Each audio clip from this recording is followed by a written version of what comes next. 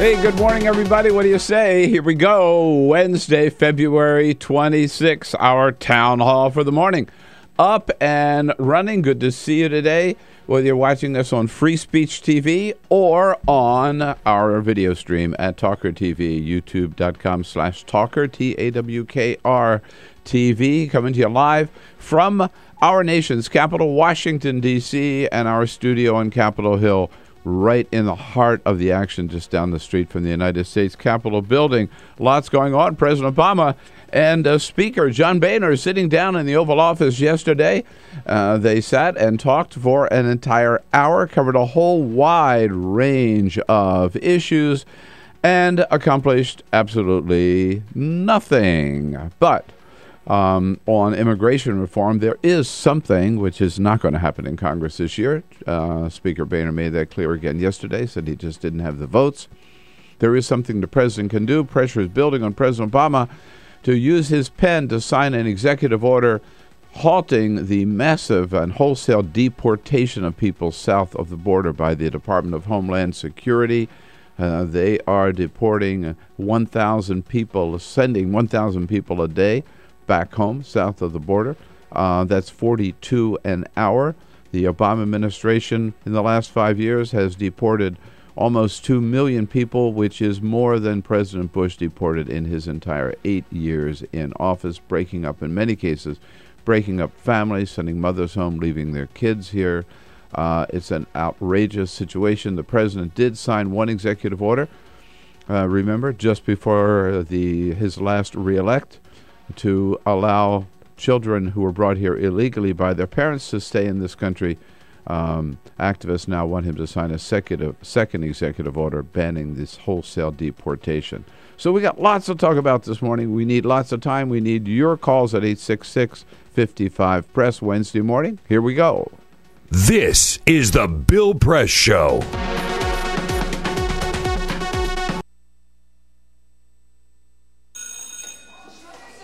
Don't look at me.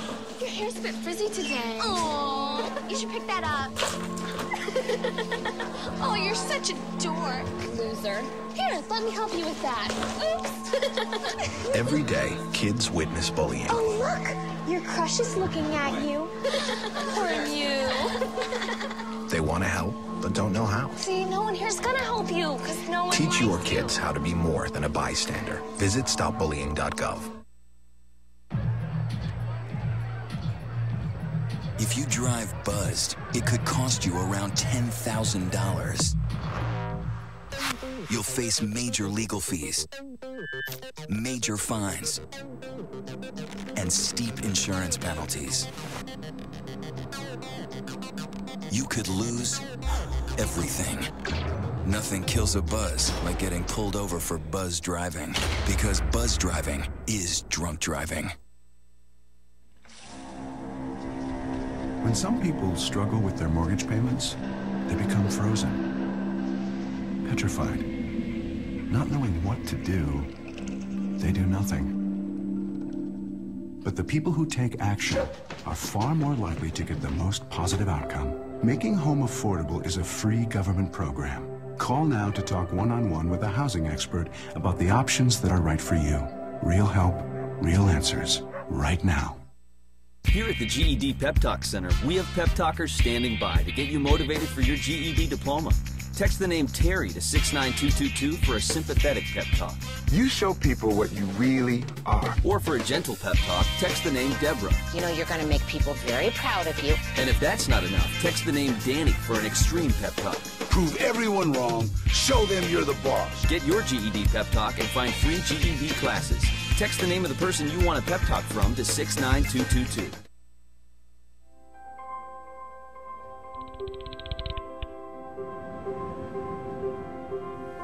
Did you see the world differently?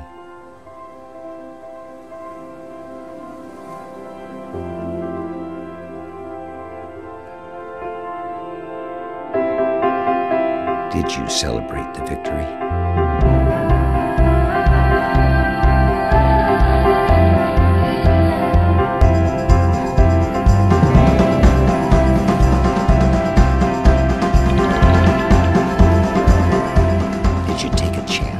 So today, I state clearly and with conviction America's commitment to seek the peace and security of a world without nuclear weapons. Did you stand up against our greatest threat?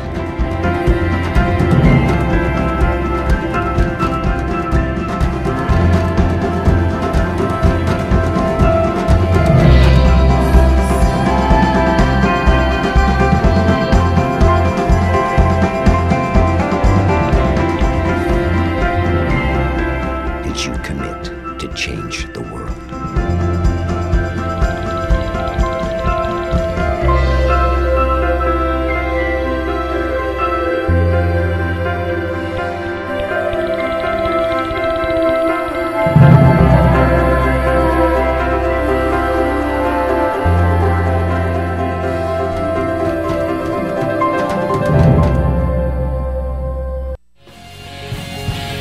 The Bill Press Show. President Obama and Speaker Boehner sit down in the Oval Office. They talk for an entire hour. And they accomplish nothing. Hey, good morning, everybody. What do you expect from this guy? From Boehner, I mean. It is Wednesday morning. How about it? Wednesday, February 26th. So good to see you this Wednesday morning. Good to have you with us as we just get ready to go here for the next 3 hours. Tackling the issues of the day with your help, your calls, and the help of our good guests here. Our morning town hall called The Bill Press Show. Out to you nationwide, every corner of this great country, on your local progressive talk radio station, on our video stream at TawkrTV, youtube.com/TawkrTV, and on Free Speech TV on the Dish Network and DirecTV, if you got one of those little satellites. Join us any way you can, listening, watching, or whatever. And also, you can listen to us on your phone, Peter, on iHeartRadio app. Yes, right? Indeed, yeah. Which is free just if you download it. Yeah, right? It's totally free. On iHeartRadio app or on the TuneIn app. And on the TuneIn app, you just go to the Progressive Voices channel. A lot of good programming there. There is no excuse for not listening or watching to the program. We are everywhere. And we've got everything covered, everywhere covered this morning, too, whether the news is happening here in our nation's capital, around the country, or around the globe. They're still looking for Yakunovich. Haven't seen him yet since he fled Kyiv. He may be in Moscow. He may be tending bar in some small town in the Crimea. God knows where he is. But we'll try to track him down for you. Thank you for joining us, and don't forget, you can give us a call at any time at 866-55-PRESS. Love hearing from you. Love those voices from all over the country. And we love getting your comments, no matter whether you agree or disagree. Let us hear from you on Twitter at BP Show and on Facebook at facebook.com/BillPressShow. That's it. We're ready to go with the team. Peter Ogburn, Elisa Murphy. Good morning. Hey. Good morning. Good morning. Another snowy day here in D.C. Well, yeah, that's what I understand. Alicia Cruz here on the phones and Cyprian Bolding. As always, got the video cams.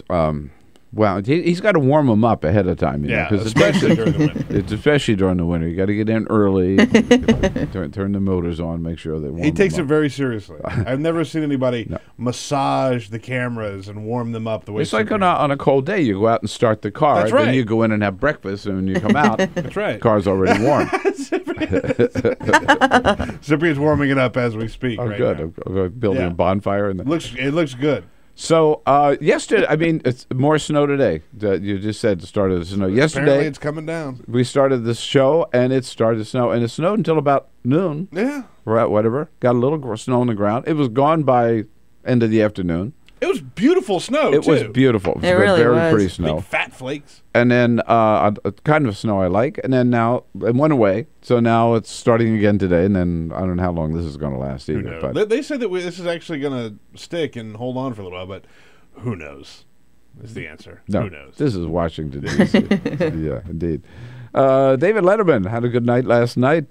He was having a lot of fun with, well, first of all, the Olympics are over. And for Vladimir Putin, that is one big sigh of relief because, as Letterman points out, Do you miss the Olympics? Sad, yeah. Yep. Everybody has gone home, so once again, there are no gay people in Sochi. Well, that's right. there weren't any there before the Olympics, and there'll be. I think it was the mayor of Sochi actually who said that there were no gays in Sochi. Yeah. And of course Putin would allow any anyhow. And as Peter has been reporting, David Letterman caught up. He must have been watching the show, I guess. Had to have been, because the first place we heard about the new breakfast at Taco Bell was right here. David Letterman giving the news on his show last night. This is why it's great to be an American. Taco Bell, you know Taco Bell. Yes. There you go. Now serving breakfast. Oh. That's right. No affordable health care yet, but Taco Bell serving breakfast. Round breakfast. We are number one. Waffle taco with syrup. Oh, it's like being in old Mexico, isn't it? Yeah, very authentic. Very, very authentic. Yeah, I wonder where you could get that in a waffle taco in Mexico. Yeah, those roadside taquerias. Yeah. Walk in there and try to order a waffle taco with syrup. The only place you can get one is if there's a Taco Bell in Mexico City. You might be able to find it. It's authentic Mexican. All right. So coming up, David Jackson joins us from the White House. I was with him last night at a big event celebrating the 100th anniversary. 100 years ago yesterday, the White House Correspondents Association was formed. Met for the first time. Reporters met and formed this association. So we had a little party last night to celebrate that. That is truly amazing. Yeah. By the way. We've been around 100 years. Yeah. Yeah. I wasn't there at the beginning. No? Anyhow, David Jackson's going to join us from the White House for USA Today a little bit later. Tom Buffenbarger, president of the Machinists Union, will be here in studio as well. Very, very happy to welcome President Buffenbarger back. And we'll talk to the head of Media Matters as well. And Jen Brewer still facing a big decision, the governor down in Arizona. What is she likely to do? What should she do? But first, this is the Full Court Press. Just a couple of other stories making news. Shout out to George Lucas and his wife, Melody Hobson. They are donating $25 million to the University of Chicago. They are saying that the grant is going to pay for an 86,000 square foot new arts hall at their laboratory schools. The building will be named after Gordon Parks, a photographer, musician, and social justice advocate. Lucas said art can transform lives and communities, and he hopes that the photographer's legacy will inspire future generations. Good for him. George Lucas got in a little hot water in San Francisco. He was trying to build a new museum in an office complex in the Presidio. Yeah. And locals just shot him down. Yeah. He's very popular out there. He's got a great complex very close to where we live in Marin County on Lucas Valley Road, which is Lucas Valley Road before George Lucas moved there. People love him. You've been to Skywalker Ranch, right? Yeah, of course. Right. I'm jealous of that. I'm genuinely jealous. That's of what it's called, Skywalker Ranch. Yeah. Say hello to Dan Jansen. He lives in Maryland, and Dan has a problem. He doesn't eat meat, and he doesn't like vegetables. So what do you do when that is your diet? Well, fish. You algae. Eat pizza for every meal for 25 years. He is 38 years old. He is a woodworker, and he only eats cheese pizza. He eats it for breakfast, lunch, and dinner. That's all he's ever had? That's all he's ever had. That's insane. Vice magazine. He's also incredibly annoying about it. Well, Vice magazine wrote about him and how he does it. We're going to tweet out a link to that right now. And he weighs 673 pounds. No, he actually looks quite healthy. I mean, there's a picture. I mean, he looks quite healthy, but it cannot be healthy to just eat that. Big news out of the Journal of America. If it were pepperoni pizza. That's a different story. That's a different story. Big news out of the Journal of American Medical Association. They put out a new study taking a look at childhood obesity, and it turns out there has been a sharp decrease in the obesity rates of 2 to 5-year-olds. Part of this study that they put out shows that eating habits up until the age of 5 greatly affect how you eat beyond that. So that's why this is such a big deal. They've dropped from 13.9% of 2 to 5-year-olds being obese, dropped down to 8.4%. That is a big, big drop in 1 decade. That's the main headline in the New York Times this morning. Obesity drops 43% among young children. It's amazing. That's huge. And you know who gets the credit? Michelle Obama. Let's move. Yeah, it was a 4-year anniversary yesterday, right, of her Let's Move campaign. Was it really? Yeah, 4-year anniversary. All right, Peter, thank you. Yes, indeed, all eyes on Arizona. The governor of Arizona back in the state after being here for the National Governors Association meeting. And she has until Saturday now to decide what to do about the so-called Religious Freedom Restoration Act, or the so-called Christian Shield bill that passed the legislature there, SB 1062, which, as we've been talking about, and we start off the week, Monday morning, talking about this right at this hour, a bill which would say that if you're a business owner and you don't like gays, you can just say, I'm not going to serve you. You're gay. Yeah, I'm straight. You're gay. I'm not going to serve you. No, I don't care. Or you're black. I'm not going to serve you. Or you're Latino. I'm not going to serve you. Well, they're not allowed to do that. They are allowed under this bill to discriminate against gays and lesbians, members of the LGBT community, only because they're members of the LGBT community, and they're allowed to do so because their Christian faith tells them it's wrong, and they live their lives according to the Bible. So they say it is outright discrimination. It is wrong, wrong, wrong. And now some voices are being heard against it. So my question to you today is not so much what should the governor do. We know what she ought to do. My question is, what took this I'll keep my personal comments to myself. What took this governor what's taking this governor so long?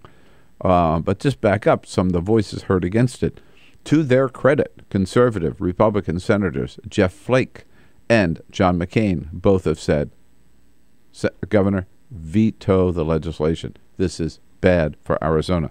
Not only that, most of the opposition and warnings have been coming from the Arizona business community. Get this. Here are businesses, prominent businesses in Arizona, who sent a letter telling her to veto the bill because this would haunt the business community for decades to come. They're already seeing evidence, by the way, people who had planned their vacations in Arizona, hotels, B&Bs, canceling. Some conferences and conventions scheduled for Arizona, canceled. Some artists, entertainers who had concerts coming up, appearances coming up, have already canceled.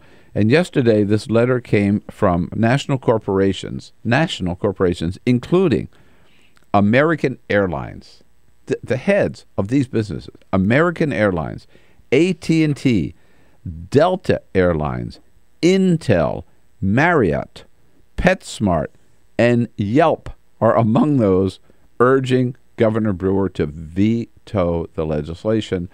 And then finally, the host committee for the Super Bowl, which is supposed to be in Phoenix next year. Yeah, right? 2015. 2015, have said to the governor, please veto this bill, because if you don't, we're going to lose the Super Bowl. And Governor Jack Markell from Delaware yesterday said, absolutely, Delaware's ready to host the Super Bowl. Anybody will take the Super Bowl. Sure. The amount of business that a Super Bowl brings in to a city, a host city, is incredible. for weeks. Yeah. It's not just that day. For weeks. Yes.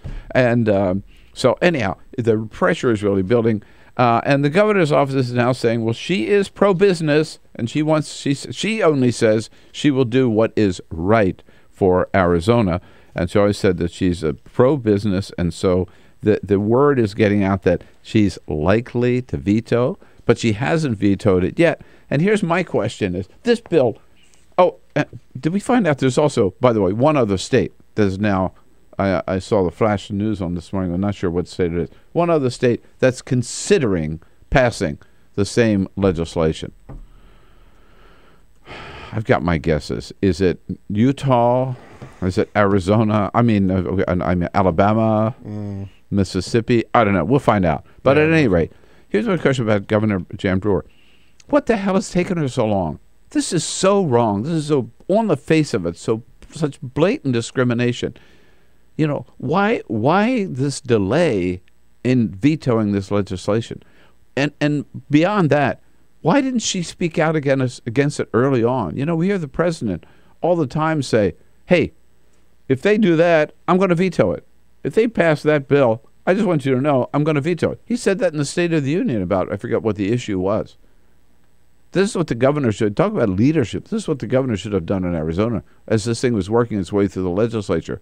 Why didn't she speak out during that process? Why did this bill get along so far as it did?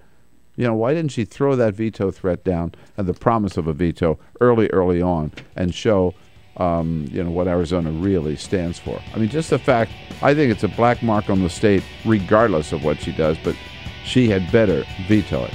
866-55-PRESS. Super Bowl in Arizona, if she signs this legislation, no way. Let's talk about it. Outright discrimination. Here it is, starting in Arizona. 866-55-PRESS. We'll be right back on the...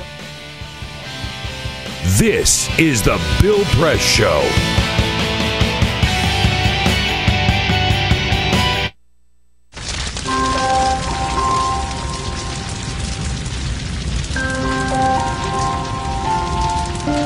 A single ember that escapes from a wildfire can travel more than a mile. That single ember can ignite and destroy your home or even your community. You can't control where that ember will land, only what happens when it does. Get Fire Adapted now at fireadapted.org. Columbine, Virginia Tech, Tucson, Aurora, Fort Hood, Oak Creek, Newtown. Newtown, Newtown. Newtown. How many more? How many more? How many more colleges? How many more classrooms? How many more movie theaters? How many more houses of faith? How many more shopping malls? How many more street corners? How many more? How many more? Enough. Enough. Enough. Enough. Demand a plan. Right now. As a mom. As a dad. As a friend. As a husband. As a wife. As an American. As an American. As an American. As a human being. For the children of Sandy Hook. Demand a plan. No more lists of names. It's not too soon. It's too late. Now is the time. Before we all know someone who loved someone on that list. No more lists. No more. Who they might have been. No more. If we had just done something yesterday. It's time. We can do better than this. We can do better than this. It's time. It's time. It's time for our leaders to act. Demand a plan. Right now. Right now. You! Demand it! Enough. Enough. Enough. Enough.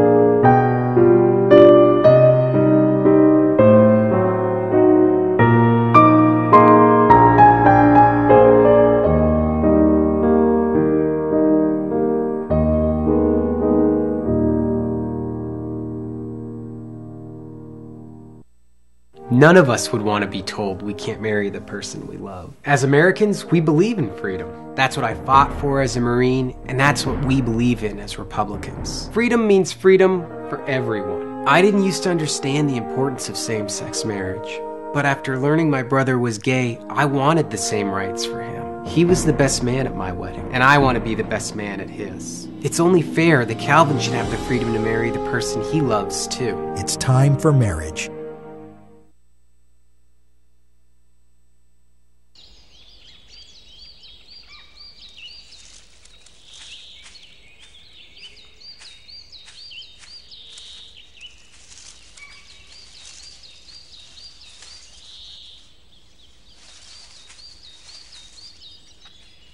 At Earth Justice, we defend the environment in the courtroom. Join our fight. When you take a seat, you take a stand. Earth Justice, because the Earth needs a good lawyer. So, I'm kind of new here, but I've noticed a trend.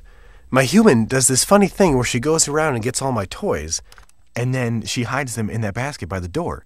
You know, but it's always the same basket, and it's always in the same place. And then she acts so surprised when I find them, but, you know, she's putting them in the same basket. Again. It's like, hello? That's where you put it last time. You were the worst at hide and go seek.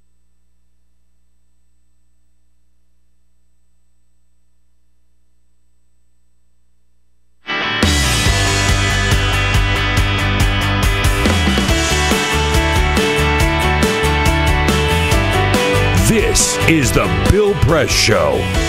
Here we go, 26 minutes after the hour now. Intolerance raises its ugly head in Arizona. Governor Jan Brewer, 2 more days to do the right thing. By the way, just a quick little update. I mentioned that Senator Jeff Flake and John McCain, senators, have both urged the governor to veto the legislation, gave you a long list of businesses which have. There are also, Apple is one I forgot to mention, has one of those others that signed. And then 3 Republican state senators who voted for it have reversed themselves and now said, oh, God, we didn't know what we were doing. Why didn't they read the damn bill?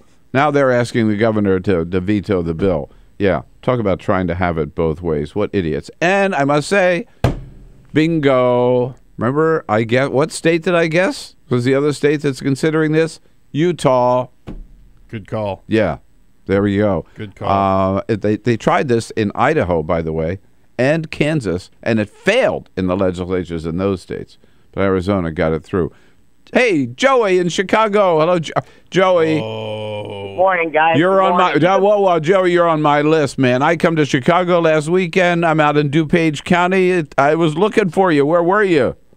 Yeah, there's some heavy hitters go there. I'm not that much of a professional person, so I don't. I find that hard to believe, Joey. Well, I missed you. Not my kind of crowd. I'm sorry. I mean, I vote for him and everything, but that's I don't. I missed you, Joey. Anyhow, all right. I miss you too, Bill. I'll see you next time. Hey, you can move the Grand Canyon to Illinois if you want. I mean, if people want to. Oh yeah, right. You can move the Grand Canyon over here. I don't care if she signs it or not. It already passed the state legislation, and that should tell everybody all they need to know. They should shut that state down. I mean, I cannot believe in America in the year 2014 this would pass a state legislator. It's incredible, I mean, I isn't can't it? believe it. Yeah, and to say that this is what the Bible tells us to do, right, is to hate people and discriminate against people. That's the thing that gets me. They wrap this right in the cloak of religion, their hatred. All right. Joey, I got to tell you, I'm not sure how I got through the weekend without seeing Joey in Chicago. We got lots of calls on this. Lots of people want to talk about it. We'll continue our conversation here about, again, with Governor Jan Brewer.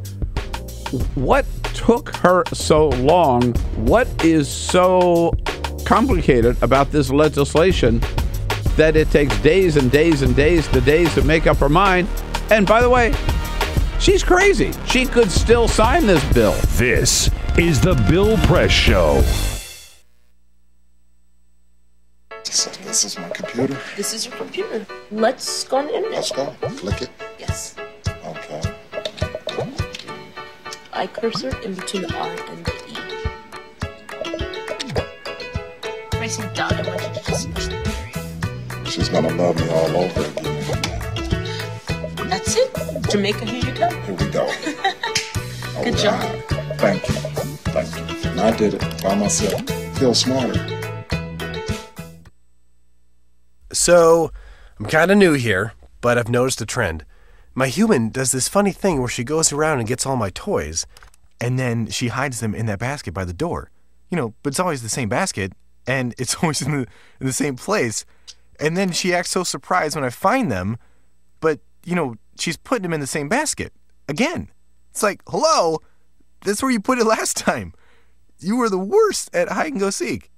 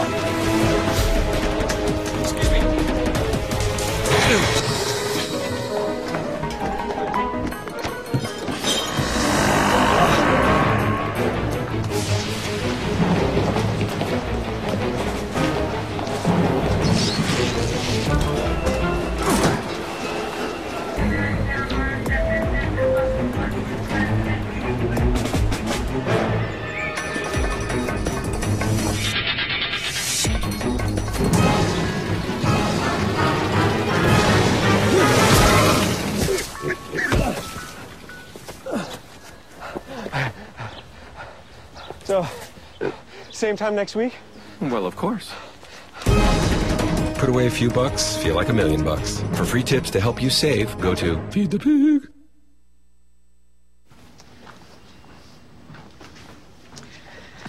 All right. I know this isn't any fun to talk about, but we should. Okay. So who's going to do what? I'll pack the dead batteries. Great. I'll only put what I don't need into a duffel bag. Perfect. That's totally unhelpful. No problem. Meanwhile, I will try to comfort everyone by speaking in a calm voice. And I'll try to get the generator going without any gas. Oh, let's not forget the cell phones, which probably won't work. Right. And who is going to handle supplies? I can forget to do a list for us. Thanks, pal. Well, I think we couldn't be any less prepared. I'm proud of you guys. Talk to your kids about who to call, where to meet, what to pack. Visit ready.gov/kids for tips and information. Hey, thanks for stopping by. You know, I followed your character since the first episode. I'm a big fan. Big fan. Thank you. And listen, your storyline, it makes for incredible TV drama. Thing is, your drug use is very adult content. Too adult for the kids. So I'm gonna have to block you. Oh, man. Yeah. Well, have a good one. You're a nice lady.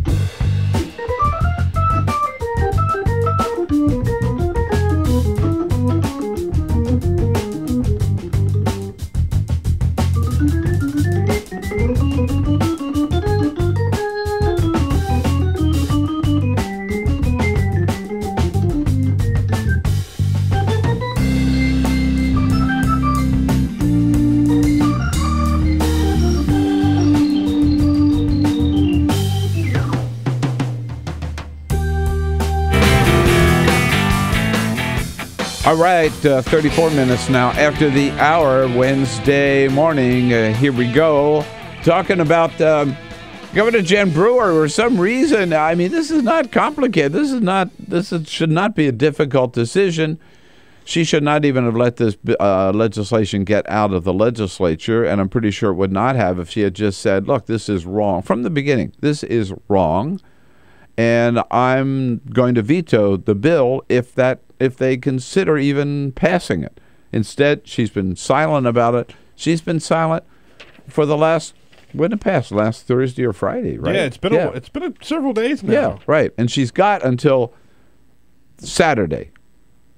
It may be midnight Friday, but she's got another couple of days. This is something she should have spoken out on right away. And we get back to your calls here, 866-55-PRESS. But one other point to keep in mind, why this is happening. This is a reaction to the fact that the religious right know they're losing on this issue.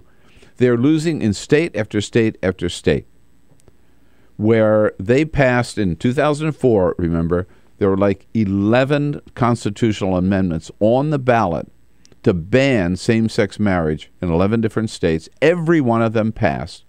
So they amended the Constitution to say gay couples could not get married. There are 29 states that now have that ban. And they are losing them, though.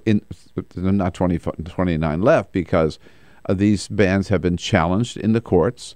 And the judge after judge after judge in state after state after state have been saying, it's wrong.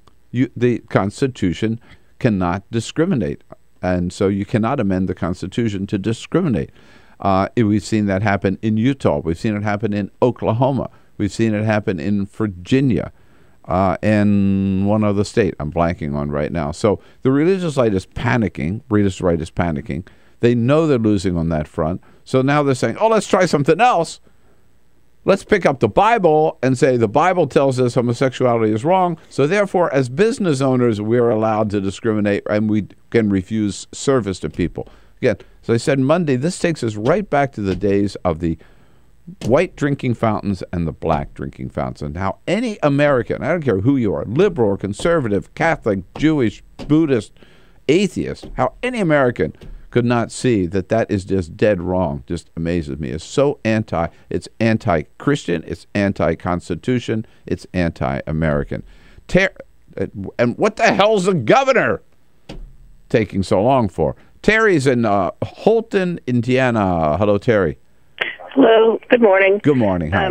I read on Think Progress last night that Missouri is also trying to pass the same legislation. Missouri too? Missouri too. Yeah, I read this morning it's Utah. I'm not surprised. Yeah. And then the second comment I wanted to make, and this is slightly off topic, but the definition of insanity, doing the same thing over and over again and expecting different results. Mm-hmm. Indiana is considering, one of the senators from Indiana is trying to pass legislation to make full-time employment mandated by 40-hour work week. And so a lot of people who work 36 hours or 38 hours, they would be excluded from the Affordable Health Care Act because they wouldn't be full-time employees. Their employers would not have to pay their insurance. Well, I think some employers have tried to do that too, haven't they? I mean, yeah, but this is like they've got 212 senators that are signing on to this to try to pass this legislation. And once again, it's trying to devalue, the Affordable Health Care Act. Absolutely. No, you're right. A little off topic, but I'm glad you told us about that. And, Terry, it's part of what we see happening. I mean, to me, public service and particularly people who get elected, they're there to fight for the middle class and to improve, people's opportunities and give them a chance to really fulfill the American dream. And so many people, it sounds like this group of senators in Indiana again, just use it to find ways to make life more difficult for people, to take away opportunities, and particularly to put down the middle class and working class Americans. Thanks, Terry. Good to hear from you. Arizona, Governor Jan Brewer, where are you? John is in High Bridge, New Jersey. Hey, John, what do you say? I say that it might be part of the histrionics of Arizona, given that Arizona was the last state when John McCain was governor to make the Martin Luther King Day an official holiday. Yes, and by the way, they lost a lot of business over that, right? Oh, sure. They absolutely should. You might want to ask Peter, I'm developing a small lump on my forehead. I wonder if he might know what that is. He'll get the joke. I'm looking at him. I'm not sure he gets it. I'm not sure I get the joke. I think it's because maybe this, duh. Oh, no. It may be. I guess. He had sent me some Sherry's Cherries the last time he was hosting for... Okay. Now I got it. Now I don't get the joke. I'll explain. When the last time I was in, Sherry's Berries. John got the Sherry's Berries? He got some Sherry's Berries. Hey, John, weren't they great? Huh? What's the what? They're great, aren't they? Oh, absolutely spectacular. Oh, yeah. I mean, thank you so much. I love them. Yeah, so, Peter, No. tell us what... Last time I was in, we had that story about how Lorne Michaels had said that Republicans are funnier than Democrats, so we opened the phone lines for our progressive audience to tell us some jokes. Jokes, got it. And he told us one of the jokes. John did about the lump in the... He told us one of the jokes that got him some Sherry's. All right, well, John, glad you enjoyed the Sherry's Berries and the joke, I guess, or something. All right. Oklahoma. Here's one of the states where a judge overturned the ban on same-sex marriage, and this is from Sterling, Oklahoma. Hey, Susan. Good morning. Good morning, Bill. Hi. How are you? Great. the bottom line to all of these really bad laws, and you would think the legislation would have a large makeup of lawyers, is the cost to the taxpayers. Yes. They're wasting money and time passing laws that do nobody any good. Yeah, no, that's right. But not only that, Susan, think of the cost, right? If they pass something like this, if she were to sign it, for then all the lawsuits that are going to be against it, and the state would have to pay to defend the damn law, right? Yes. Yeah. No, it is a colossal waste of time, which reminds me of. Thanks, Susan, so much. It's so good to hear from you. And of this petition that's out there, I haven't checked to see how it's doing. That MoveOn.org has a petition addressed to Republicans in Congress, saying that if you really, and this is very apropos of John Boehner's visit yesterday with President Obama, telling Republicans in Congress, if you really are serious that you're not going to do anything for the rest of the year, as they have said, if you're really serious that you're not going to pass any more bills this year because this is an election year and all you want to do is talk about Obamacare, then you should not take your paycheck. Right. Then you should return your paycheck. You know, when you get the mail, just turn it back in and say, no, I don't deserve this. Right. That petition. I forget, hundreds of thousands of people have signed it the last time I checked. I think it makes a lot of sense. So last night we celebrated, again, the 100th anniversary of the White House Correspondents Association. I celebrated at the Decatur House on Lafayette Square, right across the street from the White House. Learned a lot of history about the White House and how reporters have covered the president and are covering the president today. And President Obama and Speaker Boehner sat down for an hour yesterday in the Oval Office. We'll find out about both of those from David Jackson, covers the White House for USA Today. Coming up next. This is the Bill Press Show.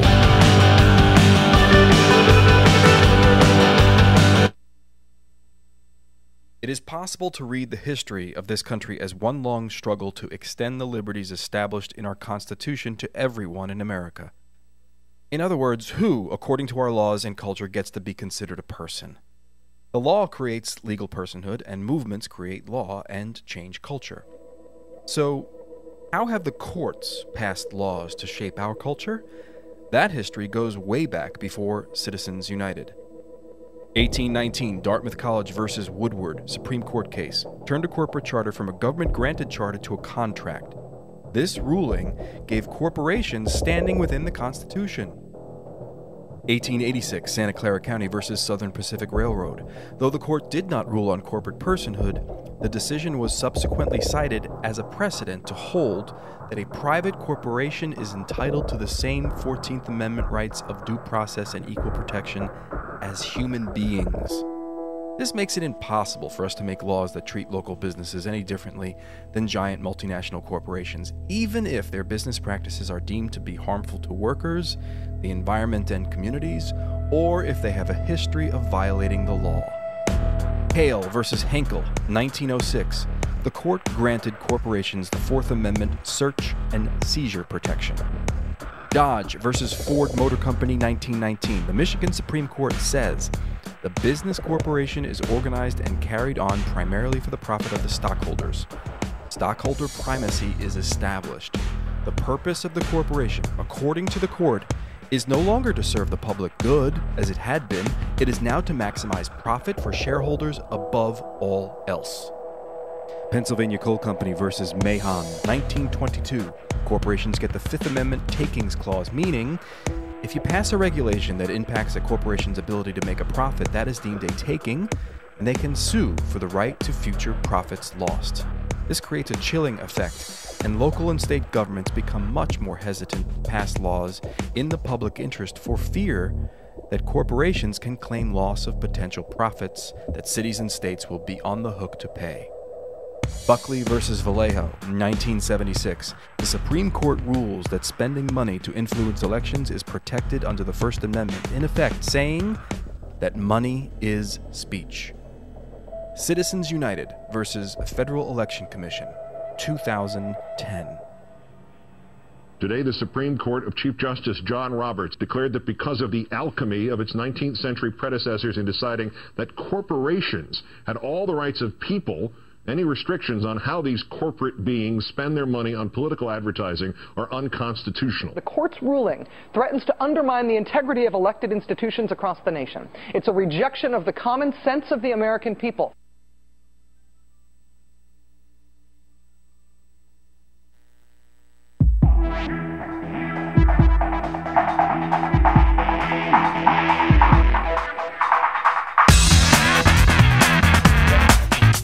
Seen on Free Speech TV and online on TawkrTV. This is the Bill Press Show.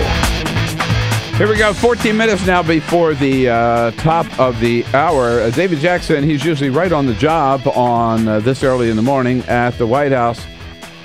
He's got a good excuse for being a little slow this morning, because I know he was up late last night. We were celebrating and all the 100th anniversary of the White House Correspondents Association until, I don't know, I left about 1 o'clock. David Jackson probably didn't leave until about 2 or 3 in the morning. I left a little before that. I couldn't. How are you, David? Maybe the 10:30 range. Is that right? Is it? Yeah. We hung around and swapped stories a little bit after this. It went that long. Yeah. Well, yeah. It was. There was a lot of history there last night, right? I mean, very much so. 100th anniversary of the White House Correspondents Association formed, I guess, February 25th, 1914, because we needed to set new rules for who might attend presidential press conferences, and here we are a century later. And dealing with some of the same issues, right? We're very much so, yeah. And as you pointed out at one point, the access, right? The word access. And I was struck, David, as you probably were. What do we find out about access under President Obama? Well, some people think he's the worst in terms of access, but here again, it all depends on how you look at it. Obama has done more interviews with individual journalists than any of his predecessors. He just hasn't done a lot of he hasn't taken questions from a lot of groups. He just doesn't like to take questions from the press pool, unlike George W. Bush. So he's talking just as much as any of his predecessors, but he's just doing it in very specific ways, talking to specific reporters in one-on-one interviews. And the other big difference is physical access to the president. Right. I mean, we're around the White House, and you never see the guy, right? Right, exactly. Yeah, it's very rare. He doesn't pop around. Very occasionally you'll see him roaming around the back offices, but that's very unusual. I mean, I probably see him maybe 2 or 3 times a year, but he's not as active. He doesn't roam the halls like some of his predecessors used to do, and that's something that a lot of reporters miss. But Bill, it's all relative. One thing that didn't come out last night was FDR had reporters in once a week into the Oval Office, taking any questions, but those were all off the record. You couldn't quote Roosevelt directly, so everything's relative. Every president wants to do it his or her own way, and Obama's way is to do the individual interviews and eschew press conferences and taking questions from the press pool. I was struck by Steve Holland talking about when he was covering H.W. Bush at Kenny Bunkport, that the president would go for a walk on the beach, and reporters would tag along behind him. Exactly. Yes. Anybody could go up there, and when he was golfing up in Kenny Bunkport, anybody who could get up that early in the morning could go tag along with the president and try to hear his answers. Another trick the presidents used to do, Reagan particularly, was when he would go out to the helicopter, as President Obama will do today when he goes to Minnesota. If they wanted to make themselves heard on something, they would just drift over to the reporters and take a question and answer it. But that's a lost art today too. The most striking story, I think, for all of us was the account Martha Tomar told us about. I forget what president who was on his deathbed in the White House, and the reporter would spend the night right outside the president's. Yeah, I think it was Garfield. Yeah, Garfield. And he would tiptoe down the hall to the president's door. And see if he could hear the president still breathing in his bedroom. Very much so. Well, all presidents want to control the message, and with every succeeding presidency, you see that happen a little more. The power kind of slips from the press corps, and the presidency assumes more of their own messaging, if you will, and that's happening under Obama. It happened under Bush, it happened under Obama, and it'll probably happen under whoever replaces him. All right, so President Obama and Speaker Boehner, the big summit meeting yesterday at the White House, they talked for a whole hour. What came out of it, David? Not a whole lot. I think they agreed to disagree on a lot of things. Obama pushed his immigration bill and his minimum wage bill, and Boehner said, no can do. My members won't go for it. For his part, Boehner pushed fast-track free trade authority, and basically Obama said, Harry Reid doesn't want to do it. So I think there was a lot of going through the motions of that meeting yesterday. I think both Boehner and Obama wanted to show they're trying to work together, but how did it come about? Do you know? Do we know? Say what? How did it come about? I thought it was strange. Suddenly, this meeting popped up. I don't think we. I don't think we know. I don't know who called who, but I think there was a feeling they hadn't met in over a year. It was December of 12 was the last time they had a one-on-one. So I think there was a recognition on both sides that it was time to at least see each other and see face to face. Bill, another thing I think is working on is one thing that people are already planning is what happens after the congressional elections. There's going to be a lame duck session of Congress in December, and that's when an awful lot of stuff gets done. Mm-hmm. That's what happened after the 2010 elections. Obama and the Republicans both got a lot of things through after those elections, and I think there's a feeling that the same kind of thing might happen this year as well. Now, President Obama goes on the road today. What's he up to? He's going to St. Paul, Minnesota. He's going to tour and talk about infrastructure. He's going to tour the light rail operations facility that the Twin Cities have. And then he's going to propose a new highway bill about $300 billion. He wants to fund it with a corporate tax overhaul, but that plan is not going anywhere in the Senate, so it's really uncertain as how he'd pay for it. But one thing, both Congress and the White House want to find ways to finance new highway projects because the Highway Trust Fund is getting ready to run out of money. Yeah. David, there was a lot of buzz last night in the cocktail hour, people I was talking to anyhow, about this Arizona legislation. Do you find it maybe a little strange that the Obama administration, President Obama, has not actually come out flatly and condemned that legislation or said the governor should veto it? No, they've kind of hinted at it, but no, and he doesn't want to look. He doesn't want to be seen as picking on a governor, especially one he's already had a big fight with. You remember he and Governor Brewer had a big to-do a couple of years ago, and they've kind of made up since then. They've had better relations since then. I don't think he wants to stir the hornet's nest. And it's also a feeling that she's in fact going to veto it, so there's no reason for Obama to stir the pot.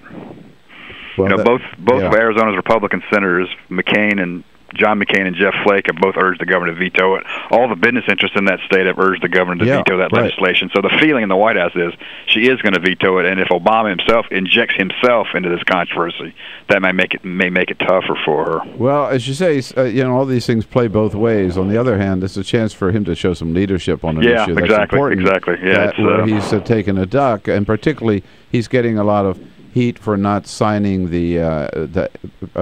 I'm signing an executive order on ending discrimination in employment, which is not going to pass the Congress. And we keep hearing that question at the briefing: why doesn't he do it by executive order? So, well, I agree. I think a lot of people in the White House would like for President Obama to speak out on his Arizona thing, but I think he feels like he might just make it a little. Make it tougher. He wants the bill to be vetoed. He doesn't want to make it tougher for a brewer to do that. Well, David, congratulations. 100 years, right? 100 years going strong. Can't wait for the next 100. Maybe 100 years from now we'll have another party. Right? Oh, yeah. Well, everyone enjoyed it. They're already talking about the next party we're going to have. We're already trying to figure out a good date for it. So, yeah, it was a good time was had by all. The bills haven't come in yet. So. You set the date. I'll be there. All right, Bill. All right, thanks, David. Thanks so much. David Jackson, USAtoday.com. This is the Bill Press Show.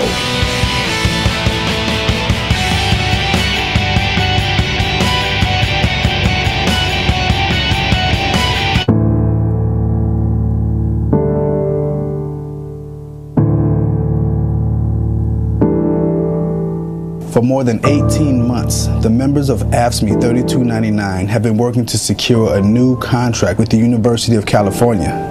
With workplace injuries at UC skyrocketing and government fines related to safety deficiencies at UC hospitals skyrocketing, Local 3299's top priority has been safe staffing at the workplace.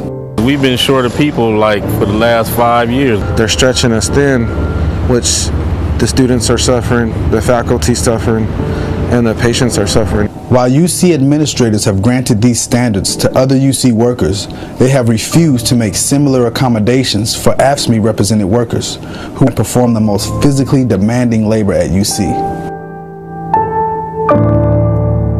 It takes a whole team to take care of the patient. It's not just the RN and it's not just the doctor.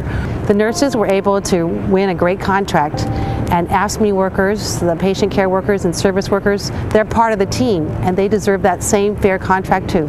we take pride into working for the university, and we feel like the university doesn't value the work that we do.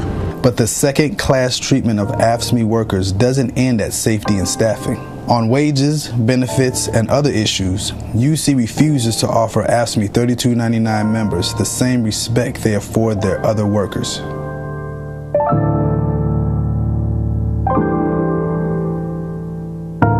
I have 3 jobs because what the university pays me is just not enough to make a living for my family and myself. 99% of service workers in the UC system make so little money that they're eligible for at least some form of public assistance. At the same time, the number of executives in the UC system that have crossed over into making at least $250,000 a year has more than doubled since 2008. The University of California has long been a beacon of hope and progress for those struggling for dignity and fairness. With such a proud history, it is disturbing to see the leadership of the university treat its lowest paid workers like second-class citizens. All workers at the university deserve equal treatment.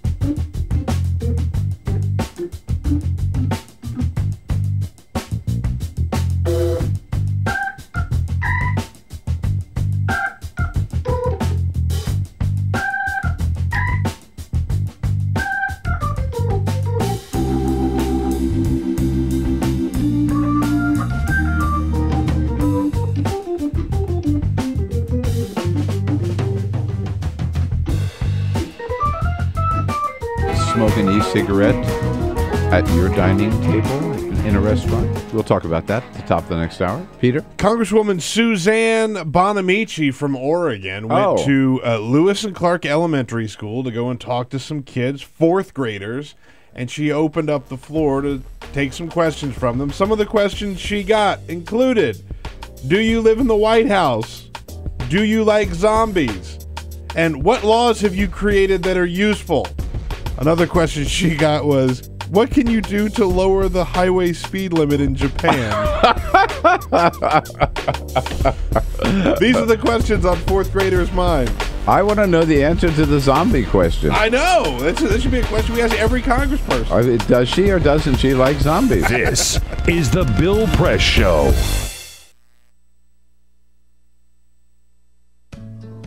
You wouldn't let money just blow out of your house. So when your AC or heater is on, make sure the doors, windows, and fireplace flue are shut tight. If you're headed out, turn down the AC or lower the heat by 10 degrees.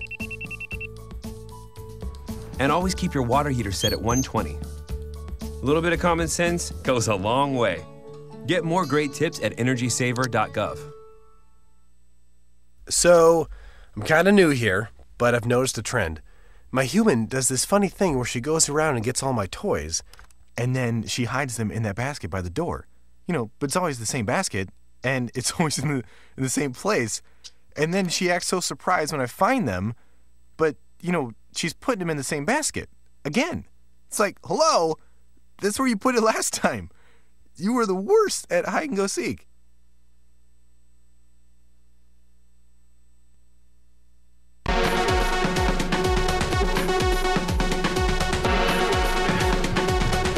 Hey, good morning, everybody. What do you say? Here we go. Wednesday, February 26th, our town hall for the morning. Up and running. Good to see you today, whether you're watching us on Free Speech TV or on our video stream at TawkrTV, youtube.com/Tawker, TAWKR TV, coming to you live from our nation's capital, Washington, D.C., and our studio on Capitol Hill, right in the heart of the action, just down the street from the United States Capitol building. Lots going on. President Obama and Speaker John Boehner sitting down in the Oval Office yesterday. They sat and talked for an entire hour, covered a whole wide range of issues. and accomplished absolutely nothing. But on immigration reform, there is something which is not going to happen in Congress this year. Speaker Boehner made that clear again yesterday, said he just didn't have the votes. There is something the president can do. Pressure is building on President Obama to use his pen to sign an executive order halting the massive and wholesale deportation of people south of the border by the Department of Homeland Security. They are deporting 1,000 people, sending 1,000 people a day back home south of the border. That's 42 an hour. The Obama administration in the last 5 years has deported almost 2 million people, which is more than President Bush deported in his entire 8 years in office, breaking up, in many cases, breaking up families, sending mothers home, leaving their kids here. It's an outrageous situation. The president did sign one executive order, remember, just before his last reelect, to allow children who were brought here illegally by their parents to stay in this country. Activists now want him to sign a second executive order banning this wholesale deportation. So we got lots to talk about this morning. We need lots of time. We need your calls at 866-55-PRESS Wednesday morning. Here we go. This is the Bill Press Show.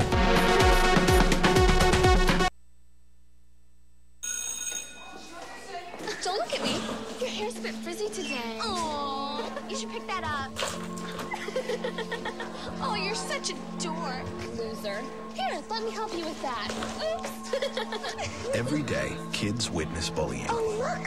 Your crush is looking at you. Poor you. They want to help, but don't know how. See, no one here's gonna help you, because no one Teach your likes kids how to be more than a bystander. Visit stopbullying.gov. If you drive buzzed, it could cost you around $10,000. You'll face major legal fees, major fines, and steep insurance penalties. You could lose everything. Nothing kills a buzz like getting pulled over for buzz driving, because buzz driving is drunk driving. When some people struggle with their mortgage payments, they become frozen, petrified. Not knowing what to do, they do nothing. But the people who take action are far more likely to get the most positive outcome. Making home affordable is a free government program. Call now to talk one-on-one with a housing expert about the options that are right for you. Real help, real answers, right now. Here at the GED Pep Talk Center, we have pep talkers standing by to get you motivated for your GED diploma. Text the name Terry to 69222 for a sympathetic pep talk. You show people what you really are. Or for a gentle pep talk, text the name Deborah. You know you're going to make people very proud of you. And if that's not enough, text the name Danny for an extreme pep talk. Prove everyone wrong. Show them you're the boss. Get your GED pep talk and find free GED classes. Text the name of the person you want a pep talk from to 69222.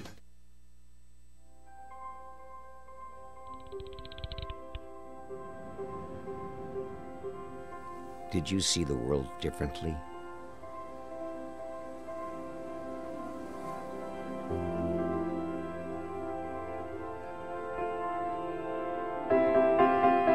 Did you celebrate the victory?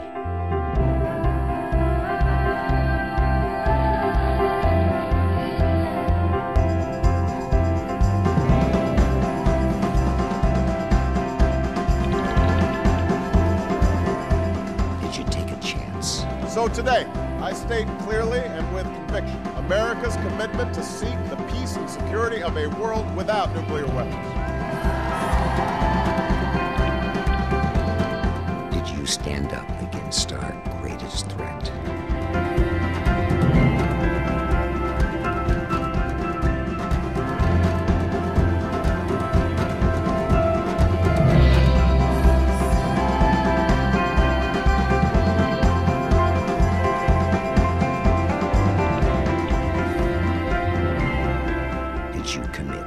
Change the world.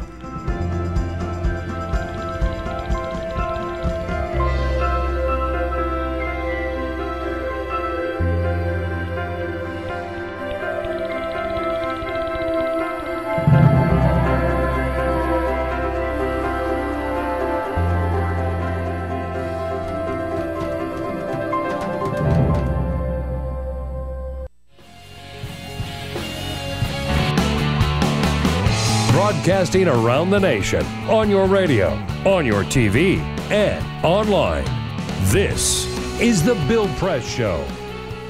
Mitt Romney now urges Governor Jan Brewer to veto that anti-gay legislation in Arizona. Why is President Obama the only person who has not spoken out on it yet? Seems that way. Good morning, everybody. What do you say? Hello, hello. It is Wednesday, February 26th. Welcome to the program, The Bill Press Show, this Wednesday morning as we come to you live from our nation's capital, all across this great land of ours, on your local Progressive Talk radio station nationwide, and of course on Free Speech TV coast to coast. Good to have you with us, and you can join the conversation at any time. Topics you're going to want to talk about. Tell us what it means to you and your family and your community by giving us a call at 866-55-PRESS. Here in studio with us, our team, Peter Ugburn and Lisa Murphy. Good morning. With Alicia Cruz, they're all standing by to take your calls, and Cyprian Bolding, our videographer, has us looking good on the video stream and on Free Speech TV. It's a big day. We are going to start out talking about the big question, the big debate now in the public health community about e-cigarettes. First, just a couple quick little stories to get to. Former President Clinton, back on the campaign trail. Not future President Clinton, by the way. No, we're talking about the former. Okay, President Clinton. Got it. Back on the campaign trail yesterday, his first campaign event for 2014. He's going to be doing a lot of campaigning. Down to Kentucky. Family friend Allison Lundergren Grimes. Allison Grimes, let's just call her. There you go. A great lady running against, she's a Democratic candidate for Senate, running against Mitch McConnell. You think Mitch McConnell was scared because Bill Clinton was in Kentucky? No, McConnell had a little fun with it yesterday. In 2008, both Bill and Hillary Clinton came to town, including the day before the election, and I won by 100,000 votes. So I welcome President Clinton back to Kentucky. Every time he's come, it's been really good for me. That's the first time I've seen Mitch McConnell with any sense of humor. You know what I mean? Honestly. Yeah. Honestly. Yeah. Sorry. He's in an election. He's got to, All right, again, a lot coming up. We'll start off with these cigarettes. The head of Media Matters will be here at the half hour, and President Tom Buffenbarger from the Machinists Union here in studio in the next hour with us. But first, Peter. This is the Full Court Press.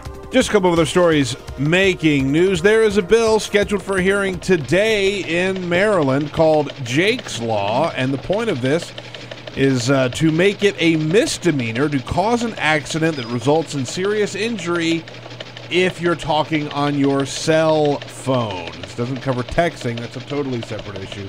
This is if you're talking on your phone and you are found at fault for causing an accident, you could be penalized with up to 3 years in jail. Whoa. And a $5,000 fine. That's going to be taken up today in Maryland, so we will keep you posted on that story. I was rear-ended by a guy who was talking on his cell phone in L.A. He had no idea what was going on, man. He was just focusing on that phone call. I could see him coming. Couldn't get out of the way. I couldn't get out of the way.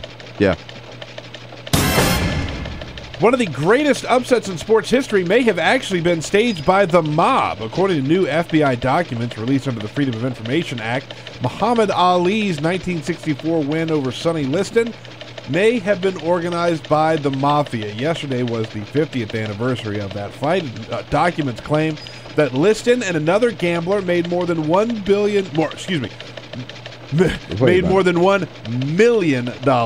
betting against Liston. No documents indicate Ali having any knowledge of any sorts of bets, but I wouldn't be surprised. No. In boxing? Boxing? Yeah. Yeah. And how about this story? This family this couple who wants to remain nameless were taking their dog out for a walk late last week, and their dog found a couple of rusty tin cans filled with 1,427 gold coins in mint condition, never circulated. The coins are worth $10 million. Whoa. Where was this? They don't want to say where. It was Northern California is all they're going to say. I live in Northern California. Did you lose something, Bill? Yeah.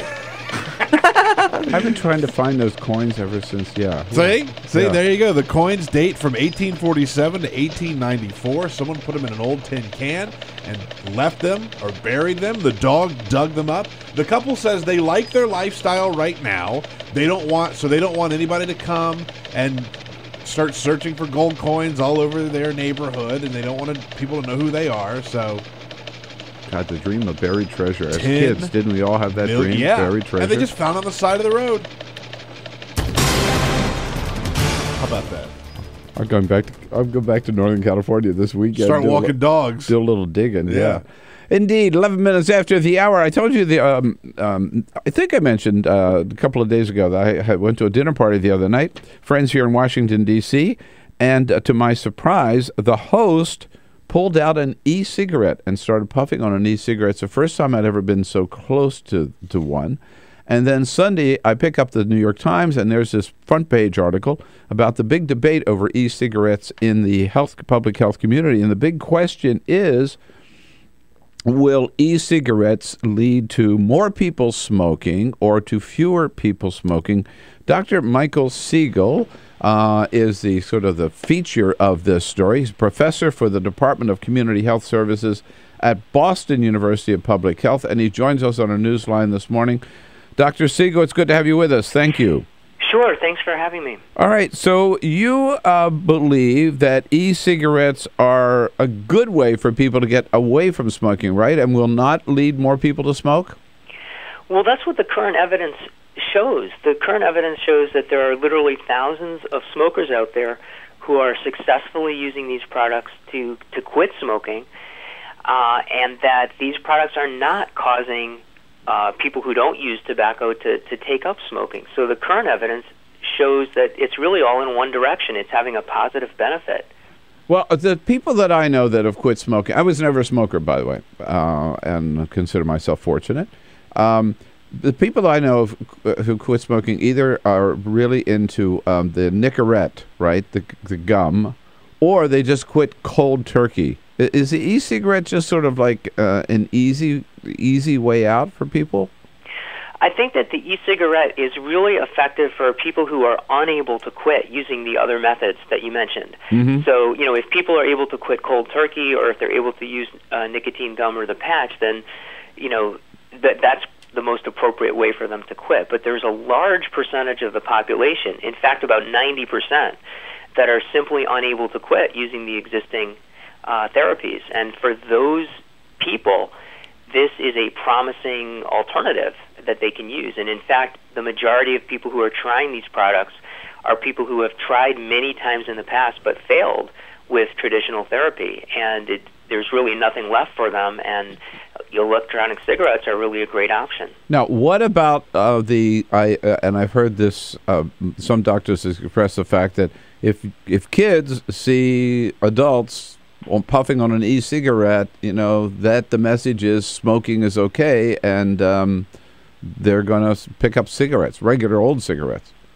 Well, I think that eventually people are going to understand what these things are. I think that there's a little bit of a learning curve, but within time, I think everyone's going to understand that these are not cigarettes. And I think what kids will eventually understand is when they see these e-cigarettes, they're going to understand that there are so many people out there in the population who are unhappy with their decision to smoke, and that there are so many people trying to quit. And so, in effect, I think it's actually going to send a negative message about smoking, and it's going to be a constant reminder to kids that there are millions of people out there who are really unhappy that they started smoking. This is a pretty basic question, but I must admit I'm so ignorant about these e-cigarettes. How much do they cost? And do you get one container and then you just put a little insert in each time you smoke, or how's it work? Well, there's two different types. One is a rechargeable unit, where you buy a unit for about somewhere between $20 and $60, depending on the type, and then you just continually buy new refills to put in there. Then there are also disposables. And a refill is like one cigarette? A refill is basically a cigarette, right? Yeah. Now, there are also disposables on the market where you can literally walk into a store and just buy a little thing that looks like a cigarette and smoke it and throw it away. And those are only about $3 to $4. So there's a huge economic incentive for smokers to switch to electronic cigarettes because they're a lot cheaper than regular cigarettes. Well, if you're paid, I don't know, $3 or $4 a cigarette and throw it away. I mean, a regular cigarette doesn't. I know they're not cheap, but doesn't cost $3 or $4, does it? Well, no, but the e-cigarette lasts. It's a pack. It lasts for a pack worth of cigarettes. I got it. Oh, I got So it. essentially, it's about $3 to $4 per pack. Oh, wow. Yeah, that is a lot cheaper. It's a lot cheaper than paying people. And if they're electronic, again, I'm sorry to be so basic on this, but are they battery run? Exactly. Yeah, they're battery run. The battery heats up. You don't need an solution. extension cord. No, you charge the battery first. Yeah. And then once the battery's charged, it'll heat up the solution, and it literally aerosolizes the nicotine solution. And what are people exhaling? I mean, is there any nicotine in that at all? I mean, secondhand electronic smoke, is it dangerous? Well, right now there's no evidence that there's any significant harm from the secondhand vapor. There is a small amount of nicotine in there. There's a small amount of propylene glycol in there. But the evidence so far doesn't suggest that there really are any significant impacts to bystanders. How about to the smoker? Well, and to the smoker, like there haven't been enough long-term studies to know what the long-term effects of these products are over many years. But it's very clear that at least in the short term, there really have been no serious adverse events that have been reported, and these things have been used for 5 to 7 years. The question is really over the very long term. If somebody were to use one of these products for, say, 20 or 30 years, might there be a long-term impact? And that we just don't know, and we won't know for a while.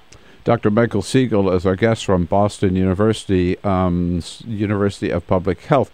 Doctor, where are the e-cigarettes in the approval process? Do they have FDA approval now?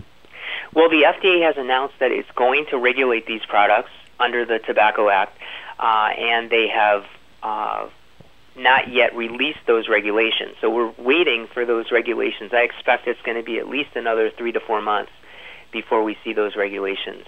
But they are on the market today, correct? So they are on the market, and they're kind of in a no man's land where they're not regulated as drugs and they're not regulated as tobacco products. But that will change once the FDA releases its regulations. Now, do you think will it be up to cities and states? I'm getting to the question, I guess, of you can't smoke in public places. You can't smoke in most restaurants and bars these days in most states. What about e-cigarettes? We remember the Golden Globes, right? They were sitting at the award ceremony, and there were people puffing on their e-cigarettes, which shocked a lot of people. So how will they be handled in those cases? Well, it's really on a state-by-state basis or even a city-by-city basis. Some cities are choosing to include electronic cigarettes in their smoking ordinances so that you can't smoke where you can't use the e-cigarettes in places where you can't smoke. Right. And it's really going to remain a state-by-state thing. I don't believe that the FDA will regulate the products, but I don't think they're going to get into the issue of where you can use them. So it's really going to remain up to each state and each city to make its own decisions about whether it wants to. What do you think? What do you think? Would you like to sit across in a restaurant across the table with a friend of yours who's smoking an e-cigarette? Would that bother you? Well, I have been in the vicinity of a number of people using these products, and it doesn't really create. I haven't experienced any negative symptoms. I do have major symptoms when I'm anywhere near someone smoking. So I think that generally, I think that the approach I take is that unless there's evidence that these products are actually harming people, that it's not really. I wouldn't support government intervention. I am a strong supporter of banning smoking in bars and restaurants, and I back up my support for those laws based on the multitude of evidence of the harms of secondhand smoke. Right. Yeah, I guess I come. This is all new to me, but if it looks like smoking to me, then it is smoking. You know what I mean? Well, this is the problem with these products, is that everyone associates them with cigarettes and thinks they're the same thing, and it's hard for them to break that mold. Even the name electronic cigarette is, I think, an unfortunate name. Right. They have other than looking like cigarettes, they have nothing to do with cigarettes. There's no tobacco whatsoever. There's no combustion whatsoever. So they're about as different as you can get from cigarettes. From a cigarette. They're delivering nicotine, but there's really no tar in there. And you know, I think you said, I agree with you. If the bottom line is, if this is saving lives, and if this is giving people, providing people a way to get off of smoking cigarettes, then more power to them. You know, and I certainly would not stand in the way of those. It's a great, very, very important debate too in terms of public health and public safety. And Dr. Michael Siegel, you're there on the front lines, and we really appreciate your taking time with us this morning. Thank you so much. Well, sure, my pleasure. All right, he's way out there, Dr. Michael Siegel. He's stuff. And good stuff, and he's smart. You know, I think he's really thought it out. Obviously, he's professor up at the Department of Community Health Sciences at Boston University, leading advocate of saying, what do you think about this? 866-55-PRESS. I don't know if you are smoking an e-cigarette. You've been around people who do. What do you think of it? This is the Bill Press Show.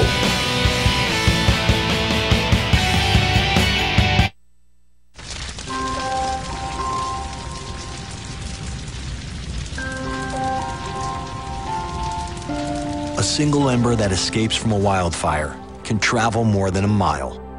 That single ember can ignite and destroy your home or even your community. You can't control where that ember will land, only what happens when it does. Get Fire Adapted now at fireadapted.org.